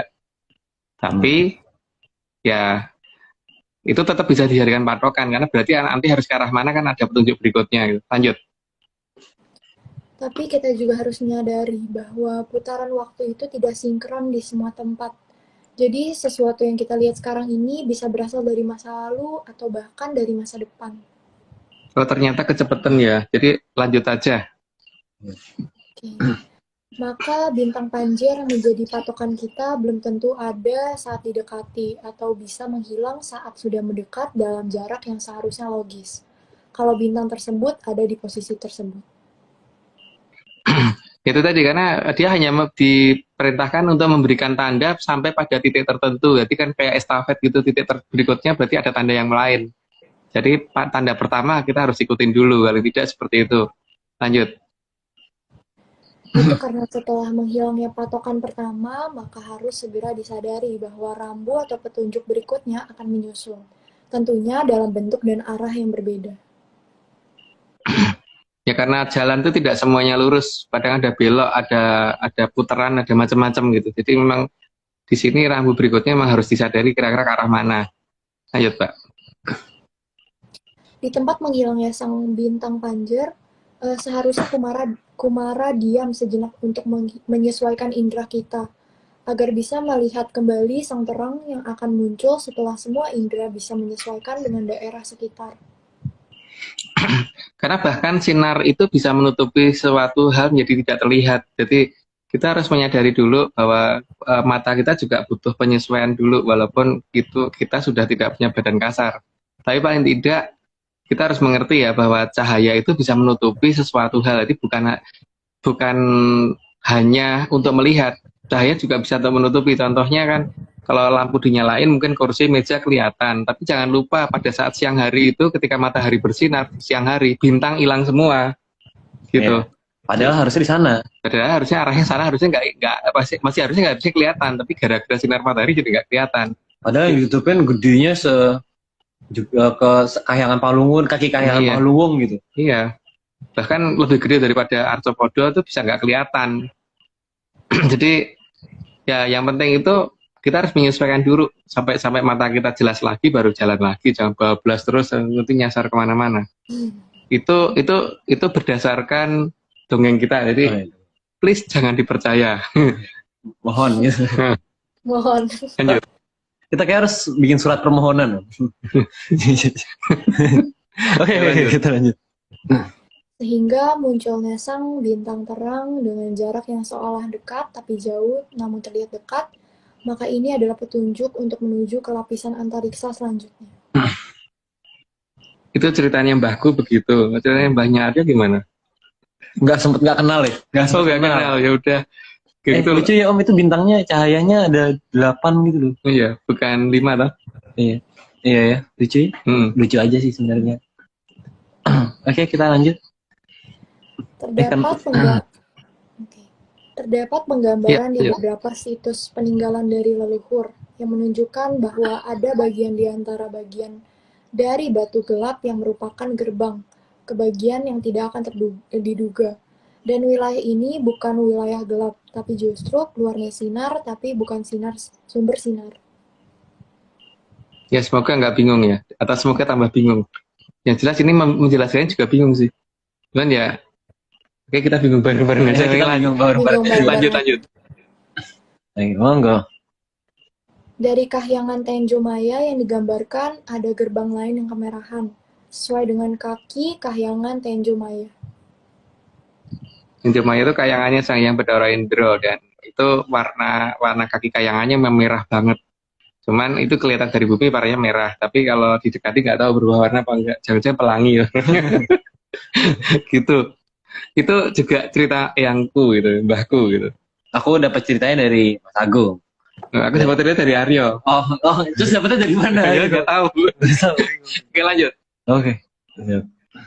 Namun harus belum. bisa dibedakan antara Ya. gerbang kahyangan Tenjo Maya dengan Durganalu karena memang hampir mirip. Durganalu warnanya juga merah, tapi merahnya tuh merah menyebar, nggak beraturan. Tapi kalau kaki kayangan Tenjo Maya kan jelas bentuknya seperti itu. Jadi ya seperti itunya kayak gitu ya. Bunder gitu kan. Bunder Dan merah. merah. Kalau Durganalu tuh bentuknya Merah. bukan merah, tapi bentuknya bisa acak gitu kan. Gitu. Oke, lanjut. Durganalu akan terlihat dari hawa yang pada jarak yang masih di kejauhan, karena saat mendekat akan ada hawa yang membuat tidak nyaman meskipun terlihat indah. Sedangkan gerbang kahyangan Tenjo Maya tidak mempunyai hawa seperti Durganalu. Durganalu lebih besar ya, akan kelihatan lebih besar karena emang ya namanya perangkap itu pasti akan lebih besar daripada tempat yang tidak memperangkapkan. Dan di sini harus hati-hati, tapi juga tidak dianjurkan untuk hati-hati karena kan ada pihak yang memang pengen terperangkap, nggak apa-apa. Ya, karena hak menderita seseorang itu kita tidak bisa larang kan. Ada orang yang menderita, masa kita larang kan, kasihan. Iya, jadi ya kalau saya emang harus hati-hati, tapi tidak berharap lewat situ sih. Karena kalau bisa jangan lewat itu. Gitu. Oke, lanjut. Bisa diperhatikan bahwa di atas gerbang terlihat tidak hanya 7 susunan, karena memang langit itu tidak hanya terdiri dari 7 susunan. Ya itu, tapi kalau memang menganggap bahwa yang 7 itu sudah tertinggi ya nggak apa-apa sih. Tapi kalau kita kan orangnya memang aneh. Kita memang aneh itu ya. Kita 21 ya? Iya, 21. Itu ya tapi kalau mau sampai di 7 tuh berarti sampai Sabto. Yes, pokoknya kalau pengen di 7 ya nggak apa-apa. Nggak apa-apa sih. Kalau pengen di 7 ya nggak apa-apa. Kita nggak ngelarang sih sebenarnya. Ya, silahkan Purnama. Oke. Sangat jelas ditunjukkan bahwa makin ke atas itu juga bukan semakin besar, tapi justru semakin kecil. Ya, kayangan begitu ya. Tapi bentuknya emang kecil. Tapi kita dimasukin besar sekali. Sengertiku begitu. Seenggak-enggaknya dongengku begitu. Terserah yang nulis cerita sebenarnya kan. Iya. Lanjut. Lanjut. Kedua sandi yang ditinggalkan juga menunjukkan bahwa jagat langgeng bisa ditempuh dengan memanfaatkan jagat kecil, atau jika tidak tahu bisa menggunakan jalan di jagat gede. Itu semua pilihan, jadi mau menggunakan yang mana. Kalau zaman dulu kan nenek moyang kita memilih menggunakan jagat kecil, maka rata-rata ya jagat kecilnya jadi tidak ada di bumi gitu. Tapi kan banyak orang yang enggak, aku kurang tantangan kalau cuma itu, ya monggo aja menggunakan jagat gede, ya silahkan gitu. Terus kalau kesasar gimana? Aku hobi kesasar kok, nggak apa-apa dong. Oke, lanjut. Nggak bisa dilarang itu udah. Nah, kita lanjut. Leluhur juga sangat-sangat paham bahwa ajaran tentang jagat kecil akan menghilang, maka petunjuk di jagat gede akan sangat susah dijangkau. Dengan tata cara baru, jelas hanya bisa menggantikan tulisan yang ada di Arcapada, tapi tidak akan bisa mengganti sastraning bawana. Maka hampir semua gerbang dibuat agar manusia mulai memahami jagat gede. Makanya zaman sekarang kan kemudian pencarian ke angkasa itu dilakukan oleh negara-negara maju, tapi itu pun tidak bisa menjangkau karena mereka bahkan eko antariksa saja belum tembus. Eko antariksa saja belum tembus. Eko antariksa belum tembus. Berarti masih di kuku irengnya eko antariksa gitu kan. Jadi ya di sini kan memang tata cara ini harusnya dimiliki oleh negara kita di sejak masa lalu, tapi kan kemudian karena dianggap tidak penting dan dianggap malah yang ini dikatakan kesasar kan, jadi ya wes. Tapi ya sudah. Jadi kalau menurut aku sih, aku juga lebih suka kalau gini ya, kalau orang memilih melalui jagat gede sementara kita enggak, jadi paling enggak kita duluan nyampainya gitu. Kan bisa istirahat duluan kan lumayan loh. Oke, lanjut. Maka meskipun lebih sulit dalam memahami jagat gede, tapi patokan di jagat gede tidak akan pernah bisa diubah oleh manusia karena merupakan sastranya bawana. Leluhur juga menyadari bahwa gerbang yang ada di jagat alit yang seharusnya lebih mudah dijangkau akan menjadi lebih susah dijangkau karena berubahnya ajaran yang sama sekali tidak nyambung dengan jagat alit. Maka petunjuk menggunakan jagat alit hanya dibuat sedikit oleh leluhur. Ya, karena Ulang. banyak yang sangat tidak nyambung karena kemudian beralih ke filsafat. Itu yang benar-benar tidak ada hubungannya sama sekali, itu banyak sekarang. Tapi apakah itu aku ngomong tidak nyambung itu karena memang logika yang terlalu pendek, apa yang terlalu bego, atau memang nggak nyambung beneran, atau memang yang tidak nyambung itu menjadi hobi, itu ya nggak tahu. Tapi lucu juga sih kalau misalnya kayak alamat rumahku difilsafatkan gitu. Wah, aku tulis rumahku pagarnya hijau. Tapi orang akhirnya mengartikan, wah Aryo itu suka kenyamanan. Wah kan salah Dia jadinya. suka tanaman, Suka daun muda, gitu. suka hijau gitu. Kan jadi nggak nemu, rumahku malah nggak nemu gitu. Apalagi kalau Aryo di depan rumahnya ada cabai, itu pohon cabai. Wah Aryo tuh suka makan cabai. Itu nggak tahu Salah cabai juga. ya. Salah juga gitu loh. Gitu, iya. Jadi nggak ketemu rumahnya malahan. Gitu. Iya, itulah filsafat ya. Jadi beda banget dengan versi kita. Oke. Oke, lanjut. Maka dengan terpaksa, meskipun juga sedikit dan tidak lengkap, leluhur memberi petunjuk tentang jagat gede. Dan memang susah dipahami kalau menggunakan tata cara baru, karena tidak akan nyambung sama sekali. Jadi memang harus dipahami dengan patokan yang tepat. Ya, patokan itu seharusnya sudah ada. Dan alam itu tidak akan merubah patokan. Buktinya apa? Ketika gunung akan meletus, monyet bisa turun gunung, ular turun gunung, hewan-hewan liar turun gunung. Tapi anehnya manusia nggak turun gunung gitu loh. Tapi hewan-hewan itu menyadari itu. Gitu. Oke. Cecil hilang. Cecil hilang, kameranya kemana? Oh, Nah, itu dia. Oke, lanjut. Oke, lanjut. Maka leluhur juga sudah memberitahukan ada berapa banyak lintang panjer di daerah yang serba gelap yang bisa jadi patokan arah. Lintang panjang banyak seharusnya, tidak cuma satu, tapi memang jalurnya macam-macam. Jadi memang tujuannya kan kalau di sana ada trap atau jebakan, jadi lewat melalui lintang panjang yang lain gitu. Tapi lintang panjang tetap ada ciri-cirinya kan, dan itu biasanya akan kelihatan jelas sekali dari kejauhan. Suatu hal yang kelihatan kecil tapi sebenarnya besar. Oke, lanjut. Oke. Juga sudah memberikan petunjuk ada berapa yang ditiru oleh Terah Balakiwa sampai mirip dengan Durganula. Durganula memang meniru lokasi-lokasi seperti itu ya, karena kaki kayangan yang bisa dijadikan tempat untuk lewat, untuk shortcut lewat itu memang sebenarnya banyak. Cuman masalahnya kan ditiru dengan hal-hal seperti itu. Makanya mereka juga punya banyak, tidak cuma Durganula aja sih yang dibentuk banyak hal. Jadi tergantung bagaimana kita mencermati itu kan. Tergantung kita pengen mana, pengen kesasar atau pengen nggak kesasar, atau hobi kesasar atau hobi nggak kesasar gitu kan. Atau hobi diem di rumah aja gitu jadinya. Oke, lanjut. Oke, lanjut.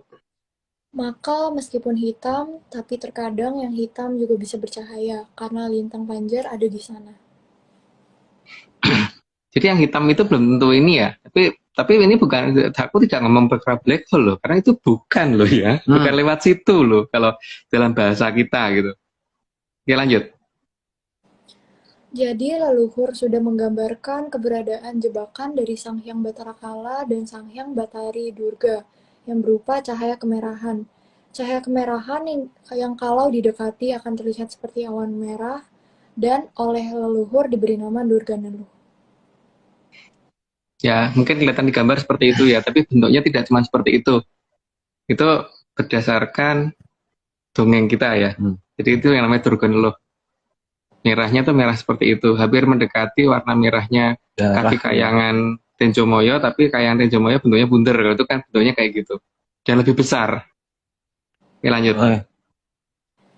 Durganalu tidak hanya satu, tapi jumlahnya ada lumayan banyak dan juga ada dalam beberapa rasi bintang yang justru menjadi tujuan.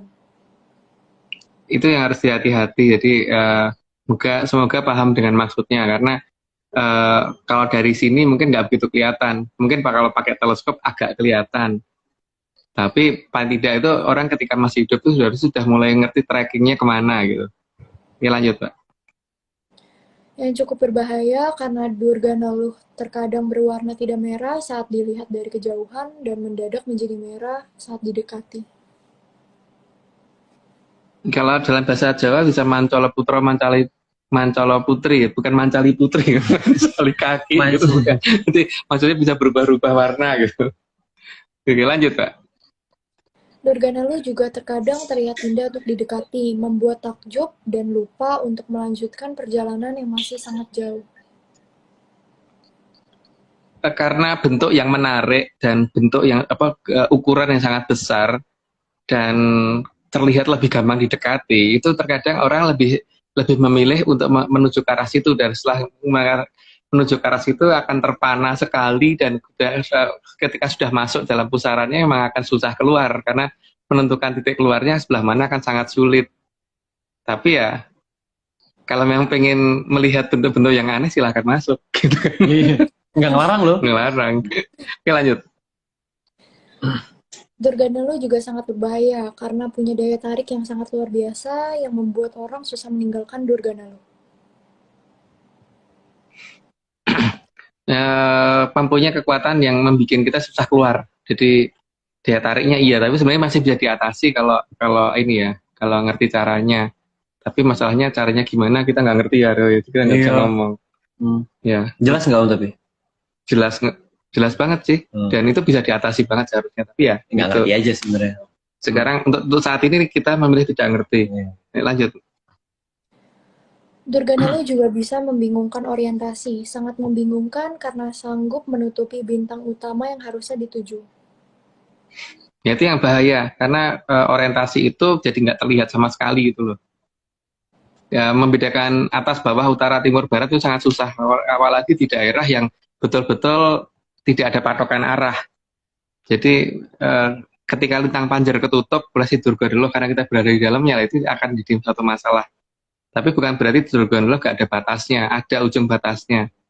Asal kita tidak bertahan di tengahnya. Lanjut. Durganalu juga mempunyai kemampuan memindahkan Kumara dari satu Durganalu ke Durganalu lainnya. Sehingga Kumara yang terjebak akan sangat sulit mencari sang bintang panjar yang harus dicari. Dengan dipindah-pindah dari satu Durganalu ke Durganalu yang lain, itu akan membuat orang jadinya kalau sudah berpikir, oh arahnya ke sana, nanti kalau aku udah keluar dari ujung sana kan ketemu lintang panjar itu. Begitu keluar lintang panjarnya nggak ada, karena berada di tempat yang sangat jauh, atau mungkin arahnya jadi berubah gitu, orientasinya jadi membingungkan di situ. Oke, lanjut. Maka hampir mirip dengan permainan ular tangga. Kalau Kumara masuk ke dalam Durganalu, maka akan pindah ke tempat yang mungkin tidak dikenal dan butuh waktu yang sangat lama untuk menemukan bintang panjar.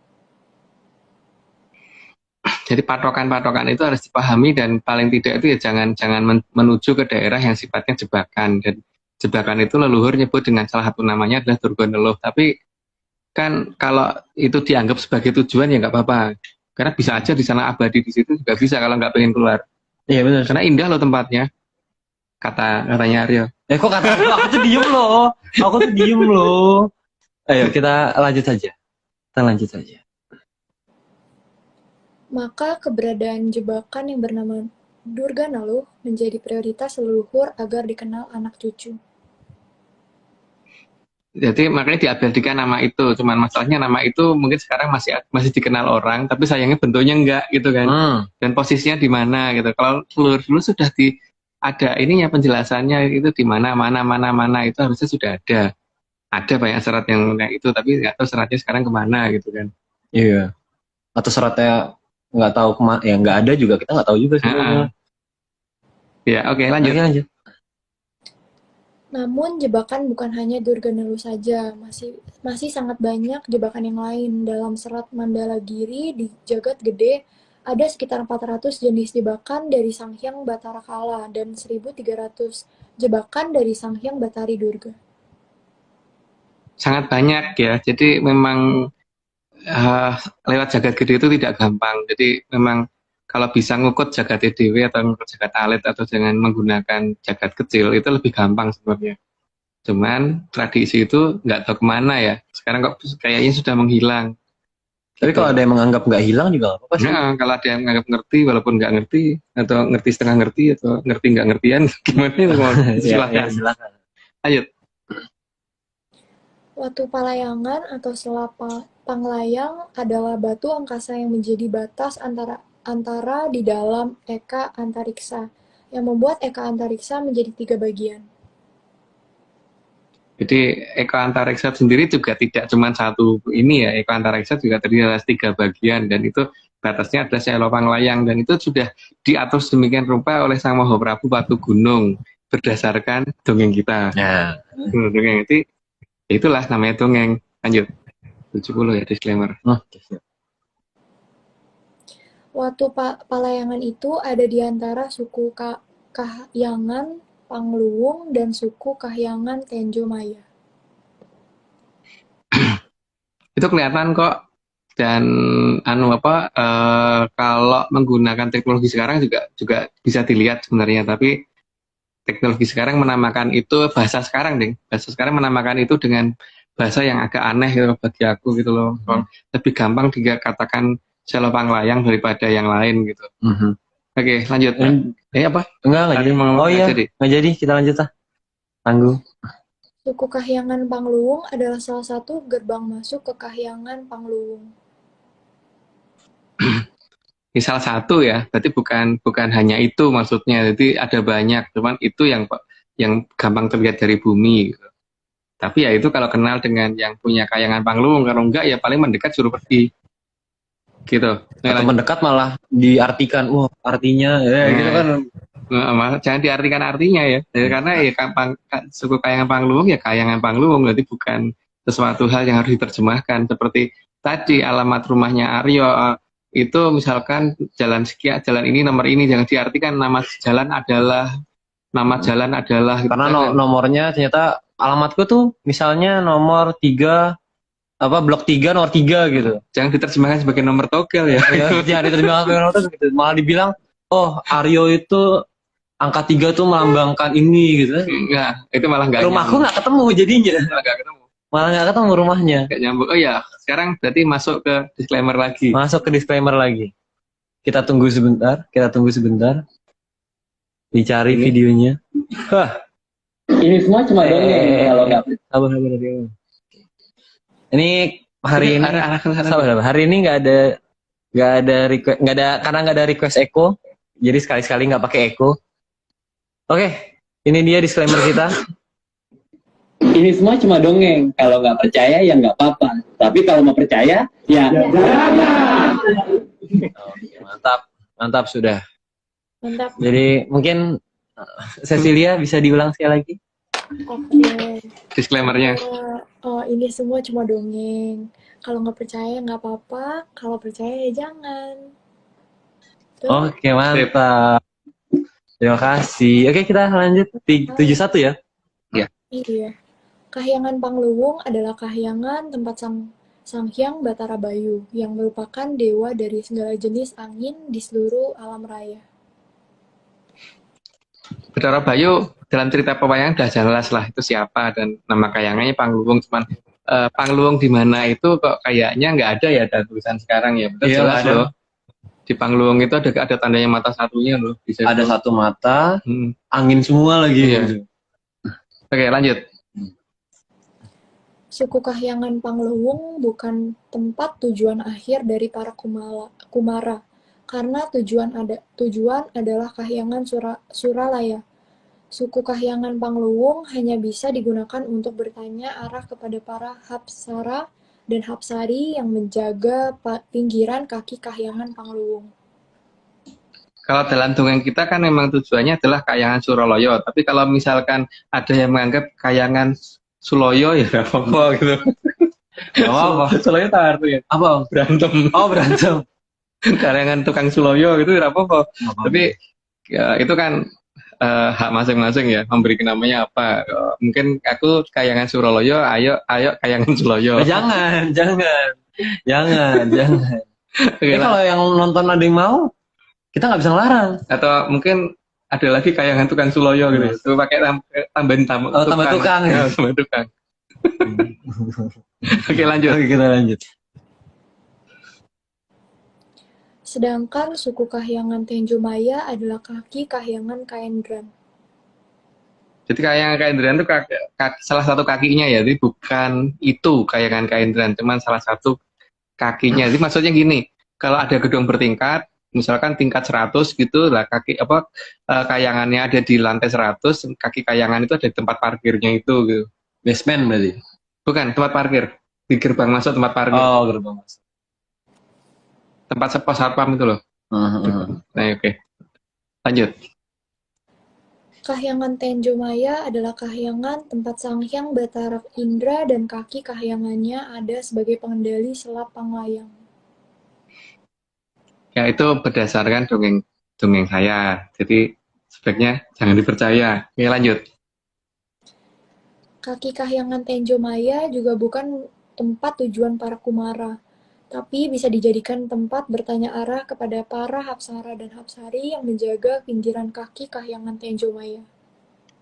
Ya, siapa tahu Hapsara-Hapsaranya berbaik hati, oke tak anterin kan mah lumayan tuh. Iya. Gitu maksudnya. Tapi ya, itu, apa namanya, jangan dipercaya. Iya, benar. Lanjut. Dan dipercaya. Selap Panglayang yang lebih jauh lagi ada di luar batas dari kaki Kahyangan Samodra Laya. Itu bahasa kita, jadi dianggap aja itu asal nulis gitu. Lanjut. Nggak sengaja ketulis. Nggak sengaja ketulis. Kaki Kahyangan Samodra Laya adalah bagian dari Kahyangan Samodra Laya.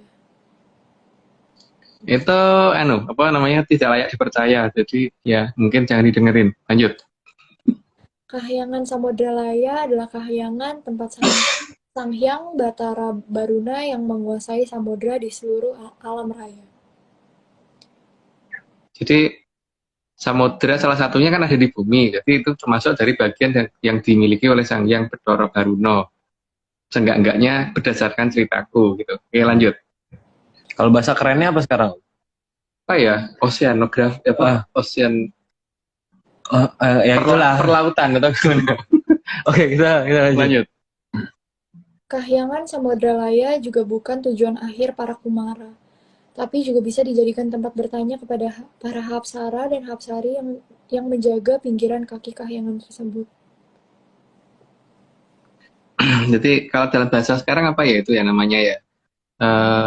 Kan kalau aku dulu ngapalinnya kan gini ya, mencari pas bunga mawar yang sudah hilang, terus nekat gitu. Jadi Merkurius, Venus, Bumi, Mars, mawar yang Jupiter sudah, Saturnus hilang, sudah hilang, nekat Pluto nekat ini nggak Pluto itu Neptunus ya. Kalau sekarang mungkin nyebutnya mungkin Neptunus atau apa gitu. Nggak tahu. Aku bukan orang yang astronomi ya. Pokoknya kalau Batara Baruna tuh dewanya samudra.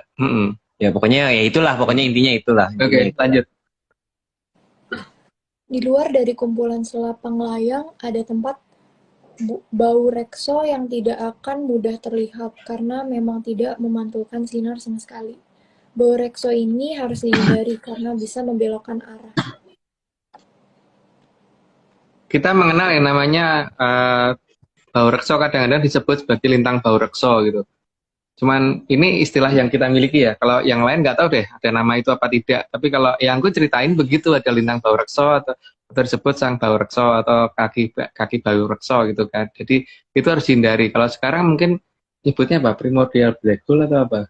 Oh nggak tahu. Aku Nggak tahu. Ya, aku nggak ngerti primordial black hole apa ya. Oke, lanjut. Sebentar nih, kayaknya harus di charger HP-nya. Ya, teman-teman.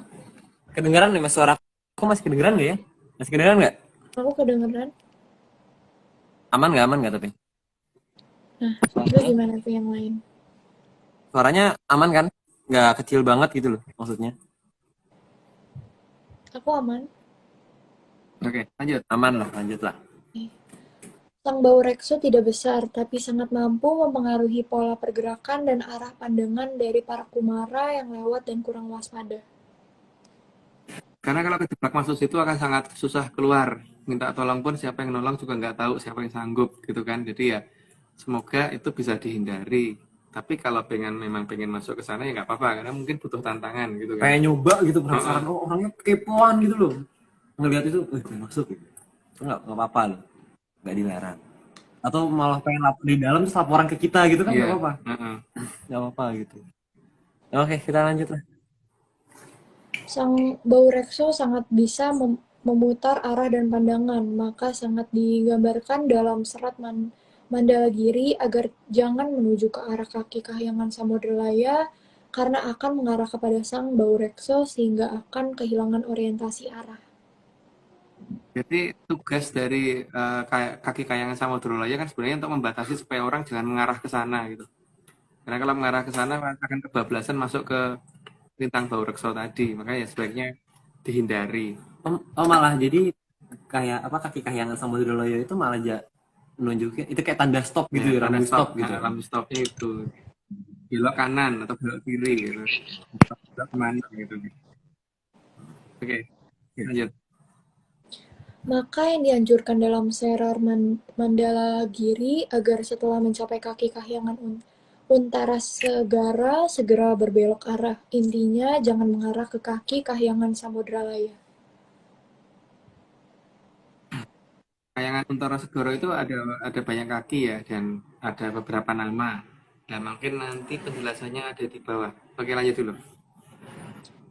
Kaki Kahyangan Untara Segara adalah bagian dari gerbang Kahyangan Untara Segara, tempat Sang Hyang Batara Wisnu. Yang Batara Wisnu sangat populer lah, jadi mungkin nggak perlu dikasih penjelasan. Lanjut. Kahyangan Untara Segara adalah kahyangan yang sangat mau membantu memberi arah, karena Sang Hyang Batara Wisnu memang pamong dari semua manusia, tentunya bagi yang mengakui beliau sebagai pamongnya. Ya, kaki kayangan Untara Segoro banyak ya. Yang terdekat itu kaki kayangan Bolosrewu kan, makanya diiteris oleh ribuan batu karena namanya memang kaki kayangan Bolosrewu. 1000 tuh 1000. Mungkin bahasa kerennya apa ya? Terus atau apa ya? Nggak tahu itu. Ya, nggak tahu juga. Nggak ngerti. Kita nggak tahu namanya sekarang. Oke, lanjut. Maka keberadaan selapang layang yang ada dan mengelilingi kaki Kahyangan Untara Segara itu untuk menjadi penanda akan adanya bahaya kalau menuju arah Bau Rekso. Jadi sebenarnya petunjuk dari tingkat stopnya ada di kaki kayangan Samudroloyo, sementara petunjuk untuk segera berbeloknya ada di kaki kayangan Bolosrewu gitu, yang merupakan salah satu dari ujung kaki kayangan Untara Segoro. Jadi kayak ini ya, jadi kayak rambu ini apa Mulai belok kanan. mulai belok kanan atau ini kamu apa namanya? Depan jalan buntu. Iya, itu di depan jalan buntu itu. Ya, lanjut.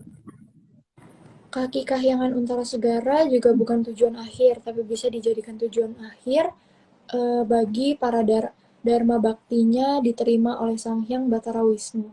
Karena dari Kahyangan Untara Segara bisa dibukakan gerbang ke Kahyangan Suralaya. Memang tidak semua orang bisa itu ya. Apalagi kaki kayangan Bolosrewu itu benar-benar penjagaannya paling ketat. Jadi salah satu kaki. Nanti kan ada banyak ya, cuman yang ini namanya kaki kayangan Bolosrewu. Tapi kadang-kadang disebut juga sebagai kaki kayangan Untara Segoro karena memang Untara Segoro itu salah satunya Bolosrewu. Lanjut. Namun bagi yang tidak diterima dharma baktinya oleh Sang Hyang Batara Wisnu, maka harus meneruskan perjalanan dengan menghindari Sang Bau Rekso. Jadi petunjuk sudah ada, cuman nggak tahu petunjuk ini kapan, kenapa kita yang nerima gitu sih. Ya. Jadi kalau dianggap nggak penting juga nggak apa-apa gitu. Oke, lanjut. Kaki Kahyangan Untara Segara biasanya akan membelokkan arah agar menjauh dari Bau Rekso, sehingga akan masuk pada daerah yang dinamakan Taman Nita Luki. Itu bahasa kita ya, jadi jangan dipercaya deh. Lanjut. Dari Taman Nitaluki ini, lintang panjar akan semakin terang, akan makin terlihat terang sehingga makin mempermudah mengarah ke sana. Dan lepas dari Taman Nitaluki harus kembali waspada dengan beberapa hal yang bisa mengganggu arah. Jadi paling tidak ada patokan lah. Kalau di nanti akan kelihatan lintang panjang mulai kelihatan lagi. Dan ingat ya, lintang panjang itu kalau didekati belum tentu ada, karena memang dia tugasnya mengarahkan orang sampai titik tertentu itu aja. Setelah itu akan kelihatan lintang yang lain. Dan warna bisa berbeda, tapi tingkat kecerahan akan kelihatan mana yang paling terang, itulah yang jadi arah. Itu paling tidak begitu. Lanjut. Saat melewati Taman Nitaluki akan terasa aneh, karena ada perubahan arah dari Dadung Sembrani sehingga sangat mungkin terjadi disorientasi. Aku nggak ngerti istilah zaman sekarang ya. Aku ngertinya Dadung Sembrani gitu loh. Jadi apa itu namanya zaman sekarang? Apakah itu apa ya, gravitasi atau apa? Radon kayak. Gravitasi apa sih itu? Gravitasi. Gravitasi apa? Mudeng malahan. Oh, gravitasi apa ya? Nggak tahu. Nggak tahu. Lanjut. Yuk, lanjut lah. Akan beruntung jika bisa bertemu parang tandang yang bisa digunakan sebagai kendaraan mendekati ke Dwi Antariksa. Ya, bahasa sekarang saya nggak tahu. Tapi kalau kita ngomongnya begitu gitu. Atau jangan sekarang apa ya? Itulah aku bingung deh apa namanya kalau zaman sekarang. Lanjut aja deh. Ini om gambarnya ini pak. Iya. Oh itu. Iya. Tapi parang tandang tidak sering lewat, maka arah dan waktu parang tandang ketika akan lewat bisa ditanyakan kepada para hapsara-hapsari saat masih di suku Kahyangan Untara Segara. Jadi sebagai tempat bertanya paling baik itu memang di suku Kayangan Bolosrewu yang merupakan bagian dari Kayangan Untara Segoro. Tapi ya itu kalau kalau ngerti caranya bertanya ya, karena bahasanya juga mungkin sudah dihilang apa sudah nggak sama dengan bahasa kita kan. Karena masih menggunakan lisan Jakarta beneran. Kalau di sana ngomong menggunakan bahasa kita ya nggak akan diterima. Mungkin mereka ngerti kita Tapi nggak ngomong mau. apa. Cuek karena itu dianggap nggak sopan untuk mereka. Ya lanjut. Parang tandang tidak akan membawa keluar dari jagat wilangan Bima Sakti, namun hanya mendekati garis batas jagat wilangan untuk masuk ke Dwi Antariksa. Itu ceritanya begitu. Jadi tidak layak dipercaya. Mau dilanjut aja. Jadi tujuan utama itu bukan mengarah ke tengah dari jagat wilangan Bima Sakti. Jadi bukan menuju ke tengah ya. Bukan menuju ke tengah. Tapi justru menjauhi tengah. Lanjut. Karena di tengah jagat wilangan Bima Sakti ada sapu jagat yang akan menyapu apapun yang mendekat dan tidak akan bisa pergi dari sana. Kalau bahasa sekarangnya nggak tahu deh itu apa. Supermasi Pokoknya- black hole itu apa sih nggak ngerti aku. Nggak tahu. Pokoknya yang bersih ya intinya Iya, kan. nah, tukang sapu yang di Tukang situ. sapu. Tempat sampah tempat ngumpulin sampah. Ah, Apa masuk situ nggak akan. vacuum cleaner lah. Vacuum cleaner. Vacuum Oke lanjut. Gambarnya gini sih dari vacuum cleaner ya. Ya, Lanjut. Dalam serat Mandala Giri digambarkan bahwa sapu jagat yang ada di tengah jagat wilangan Bima Sakti jauh lebih berbahaya dari Durga Nelu. Karena keberadaannya sangat susah dilihat, namun para sanghyang banyak yang berusaha menutupinya agar para kumara tidak mengarah ke sapu jagat. Ya, itu tugas dari sang hyang untuk nutupi itu semua supaya nggak kelihatan. Karena kalau kelihatan bahaya benar sih. Karena ya mungkin akan membuat orang tertarik ke sana untuk masuk ke sana. Tapi ya mungkin cukup berhasil. Tapi tetap aja orang yang mungkin lewat bisa aja berwelok ke sana karena mendekat saja itu sudah berarti akan ketarik gitu kan. Lanjut. Berarti kayak black hole gitu ya. Nah, aku nggak tahu namanya black hole. black hole apa ya? Kayak black hole Yang mana sih. sih black hole? Oh, Kalau nonton Interstellar tuh. oh, gitu. nggak pernah nonton film ya? Kita nih wayang gitu. Nontonnya Oke lanjut. Kayak lepas dari jagat wilangan Bima Sakti agar orientasi bisa terarah lagi, maka harus mendengarkan arah dari sang Sangga Buana. Aku bingung dengan istilah zaman sekarang ya, tapi memang di serat yang kita miliki begitu nama-nama itu gitu, dan apakah ini akan dianggap benar apa tidak ya silahkan, tapi kalau bagi saya itu lucu untuk dipercaya gitu, tapi sebaiknya untuk orang lain jangan percaya. Mhm. Iya, iya, iya. Lanjut. Sang sanggar Sang Sangga Buana ini meskipun samar tapi akan mampu mengarahkan para kumara ke arah Garba Buana. Yang jelas istilah zaman sekarangnya saya tidak tahu, tapi yang jelas yang tuh ceritanya begitu, tapi kalau menunjukkan langsung tuh kelihatan sih, tapi masalahnya kan gimana ya caranya nyari gambarnya di internet nggak ketemu gitu masalahnya gitu. Oke, lanjut. Sang Sangga Buana suaranya hampir mirip dengan Sasradara, tapi Sang Sangga Buana punya arah, jadi akan jelas saat mendengar dari arah mana. Jadi bisa menjadi patokan arahnya itu. Jadi kalau kita jalannya keliru akan jelas suara itu menghilang. Jadi kalau suara itu menghilang, berarti ya kita jangan jangan menuju ke arah itu, sampai mengarah ke suara itu yang paling jelas gitu. Cuman suaranya seperti apa lah itu susah ngomongnya karena emang kita bukan orang yang bisa menirukan suara sih.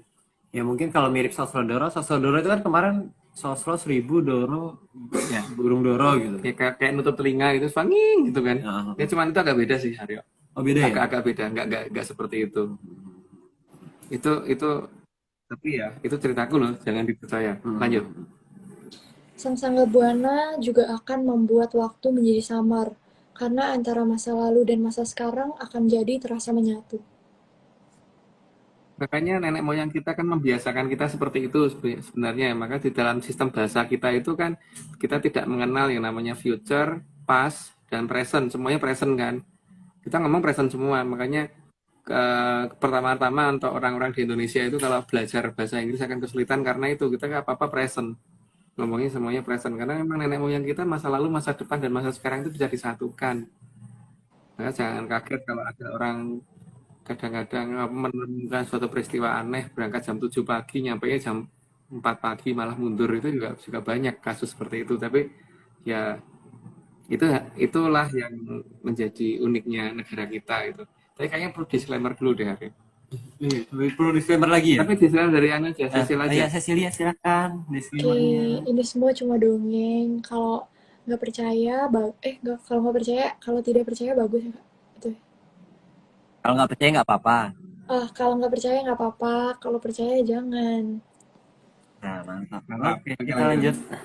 Jangan percaya guys, cuma dongeng. Oke, dalam mengarungi Dwi Antariksa sangat perlu memperhatikan Sang Sangga Buana supaya tidak masuk ke jagat wilangan lain yang juga mengeluarkan sejenis sastradara dari pusat sapu jagatnya. hati-hati di situ karena memang agak mirip tapi beda sih. Kalau sudah terbiasa ya beda. Tapi masalahnya kan gimana kita memberitahu kan, ngerekamnya aja nggak bisa kan, Ya makanya. ada bentuk suaranya lain. Tapi ya kalau leluhur sih biasanya memberikan gambaran itu jelas, tapi masalahnya kan zaman sekarang itu orang anggap leluhur itu nggak ada. Soalnya itu kan. Atau dianggap filosofis malah. Atau dengan filosofi itu di masalah hilangnya karena itu. Tapi ya eh, mungkin mereka nganggap kita yang mengada-ada gitu kan. Jadi ya memang lebih baik dianggap mengada-ada nggak apa-apa deh. Emang mengada-ngada Memang kan? ada-ada. Iya mengada-ngada kok. Emang mengada-ngada. Jadi jangan Jadi jangan percaya. percaya. Oke, lanjut. Oke lanjut. Daerah ini yang dikenalkan leluhur dalam serat Mandalagiri dengan sebutan Babut, di sini jika Sangga Buana makin besar, maka akan makin menjauh dari semua jagat wilangan. Ya, itu bingung mencari istilah persamaan zaman sekarang itu nggak ngerti bener. Tapi lanjut aja deh. Oke jagat wilangan itu jumlahnya ada berapa ya? Lumayan. 1.100.000. Jagat wilangan itu Bima Sakti. Kalau kita kan jagat wilangan Bima Sakti. Jadi ada 1.100.000. 1.100.000 Berdasarkan yang aturan jadi begitu. Prabu Watu Gunung ya. Oke, lanjut. Cuma harus berhati-hati agar tidak terdorong oleh angin kalapraharan yang amat sangat kuat. Nah, nama itu juga aku nggak ngerti di dalam bahasa saintifik sekarang apa gitu. Tapi kalau berdasarkan keterangan dari yang kita tuh seperti itu, namanya itu gitu. Ya, lanjut. Kala praharan sangat kuat tiupannya yang dapat membuat menjauh, tapi bisa diatasi dengan memberitahukan bahwa sudah mendapatkan izin lewat dari kahyangan Pangluwung, maka kala praharan bisa hilang mendadak. Karena memang itu ada dalam subordinat dari ini Sang Hyang Bathara apa namanya Bayu, Sang Hyang Bathara Bayu. Makanya kalau memang sudah diizinkan oleh Sang Hyang Bathara Bayu tidak akan bisa menghalangi karena beliau pasti takut dengan yang punyanya sendiri. Lanjut. Karena Kala Praharan adalah anak buah dari Sang Hyang Bathara Bayu yang menjaga Dwi Antariksa agar tidak semua makhluk bisa mengarah ke kahyangan Suralaya. Kayaknya kebablasan tadi aku kasih penjelasan, jadi 106 sudah dikasih penjelasan, jadi langsung lanjut aja. Kala Praharan hanya mau mempersilahkan jalan kepada yang sudah mendapatkan izin dari kahyangan Pangluwung, sehingga akan ada sandi khusus dari kahyangan Pangluwung agar bisa melewati Kala Praharan. Ada beberapa sandi mantra itu pentingnya di situ ya, makanya mantra jangan diterjemahkan gitu. Ya, mantra tuh kayak password ya, Kayak karena ya. paspor. Kalau password emailku Diterjemahkan ya nggak ada gunanya. misalnya passwordnya pete lada garam gitu, Pati lagi garam. jangan ditulisnya malah Aryo suka pete, nggak masuk passwordnya, harus pete lada garamnya pete lada garam gitu, jangan diartikan gitu. Oke, Lanjut. Oke. Semangat. Udah terakhir ya? Iya. Semangat. Angin boten kagungan soco, angin ugi gampil awahipun, ananging pratandanipun kamulyanipun Tribuana kaasta dening sokonipun angin-angin. Terima kasih. Matur nuwun. Maaf kalau misalnya salah-salah. Nggak apa-apa. Nggak apa-apa. Makasih loh ya Iya. udah mau. Makasih juga udah dapat kesempatan jadi narator. Kapan jadi masih mau jadi narator lagi? Masih mau apa tidak? Boleh. Nggak apa-apa, aku mau aja kok jadi narator. Seru. Oke, udah. Nanti nggak apa-apa dihubungi sama Doro Mas Aryo. Terakhir yang Aryo kan Doro Mas Aryo. Oke, Siap. kita disclaimer terakhir kali ya, videonya kali ya. Disclaimer. Dua kali kalau gitu. Dua kali. Agak seru. Oke, Satu pakai eco, satu enggak. oh iya siap, itu khusus itu. Itu dinyalain dulu. Gimana enggak? Ini semua cuma dongeng. Kalau nggak percaya Ya ya duluan mulainya. Jangan.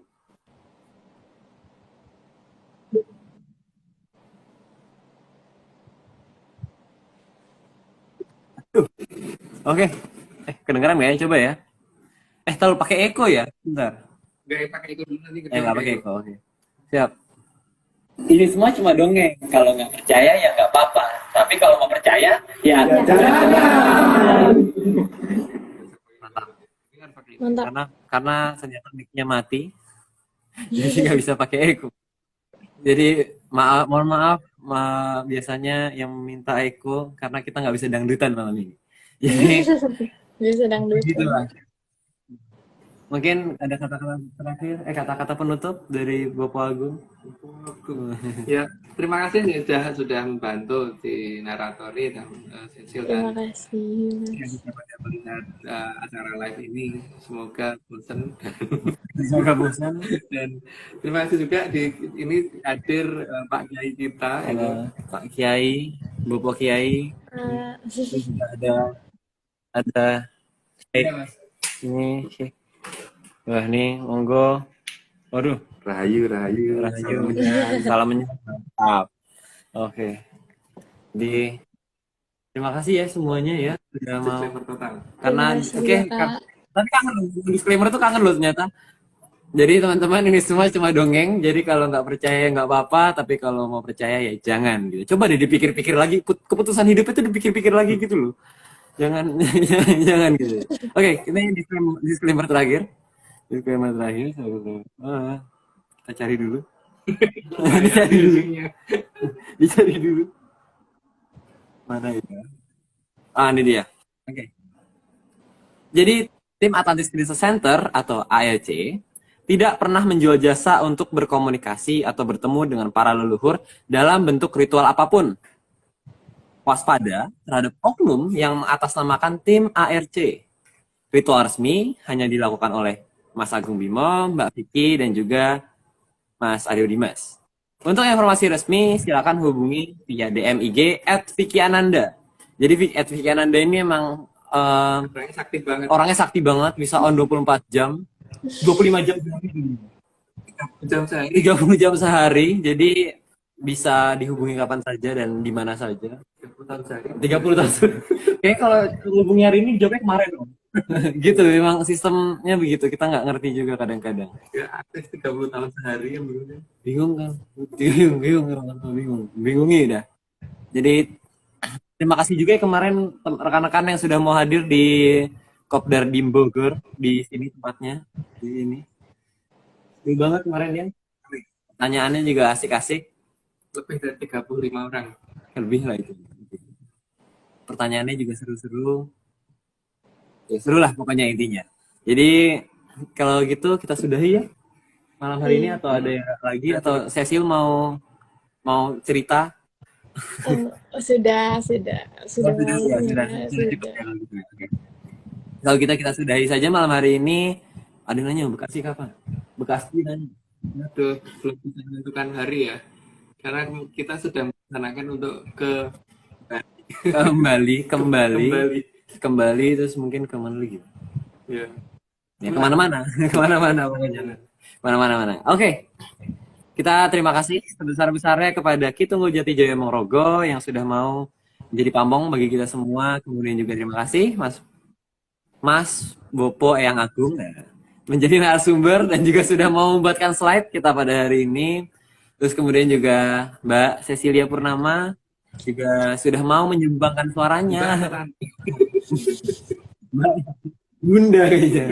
Oke, terima kasih Mbak Cecilia Purnama juga sudah mau menyumbangkan suaranya pada hari ini. Terus juga Mas Nogo yang sudah mau merapikan slide. Kemudian juga Bang John, seperti biasa gambarnya hari ini lucu sekali, menggemaskan. Dan juga tentunya terima kasih kepada Mbak Vicky, terus kemudian Mas Eskel juga, terus Om Iwan, dan segelintir tim ARC lainnya yang mungkin tidak sempat disebutkan. Dan terakhir terima kasih juga kepada Chief Eksekutif dari Atlantis Center, Bos Besar Bapak Marius Gumono, yang sudah mau memperkarsai ya ini acara ini hingga hari ini berjalan sampai episode 100 sekian. 13. banyak ya Kak. Nah, Mantap. dan ada permintaan ini kayaknya ditunggu 115 karena Paling seru nanti. paling seru 115. Mungkin Cecilia kita book 115. Berarti 2 minggu lagi ya. 2 minggu lagi ya. Siap?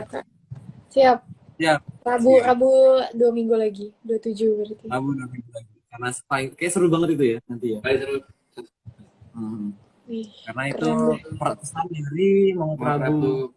yang sudah dilupakan. Moho Prabu yang sudah dilupakan karena ceritanya Dan nggak dalam ada. sejarah kita tiba-tiba nggak tahu kenapa nggak ada. Itu sama Moho Prabu, Moho Gading. Moho Prabu Foto Gading, bahkan namanya aja masih ada bahkan. Tapi di ceritanya hilang gitu. Jadi ini Raja yang sangat hebat. raja yang sangat hebat. Selain Betoro Wisnu, Betul. yang kita kenal yang paling hebat itu beliau itu saya tahu. Tidak tahu dalam sejarah kita kenapa itu hilang.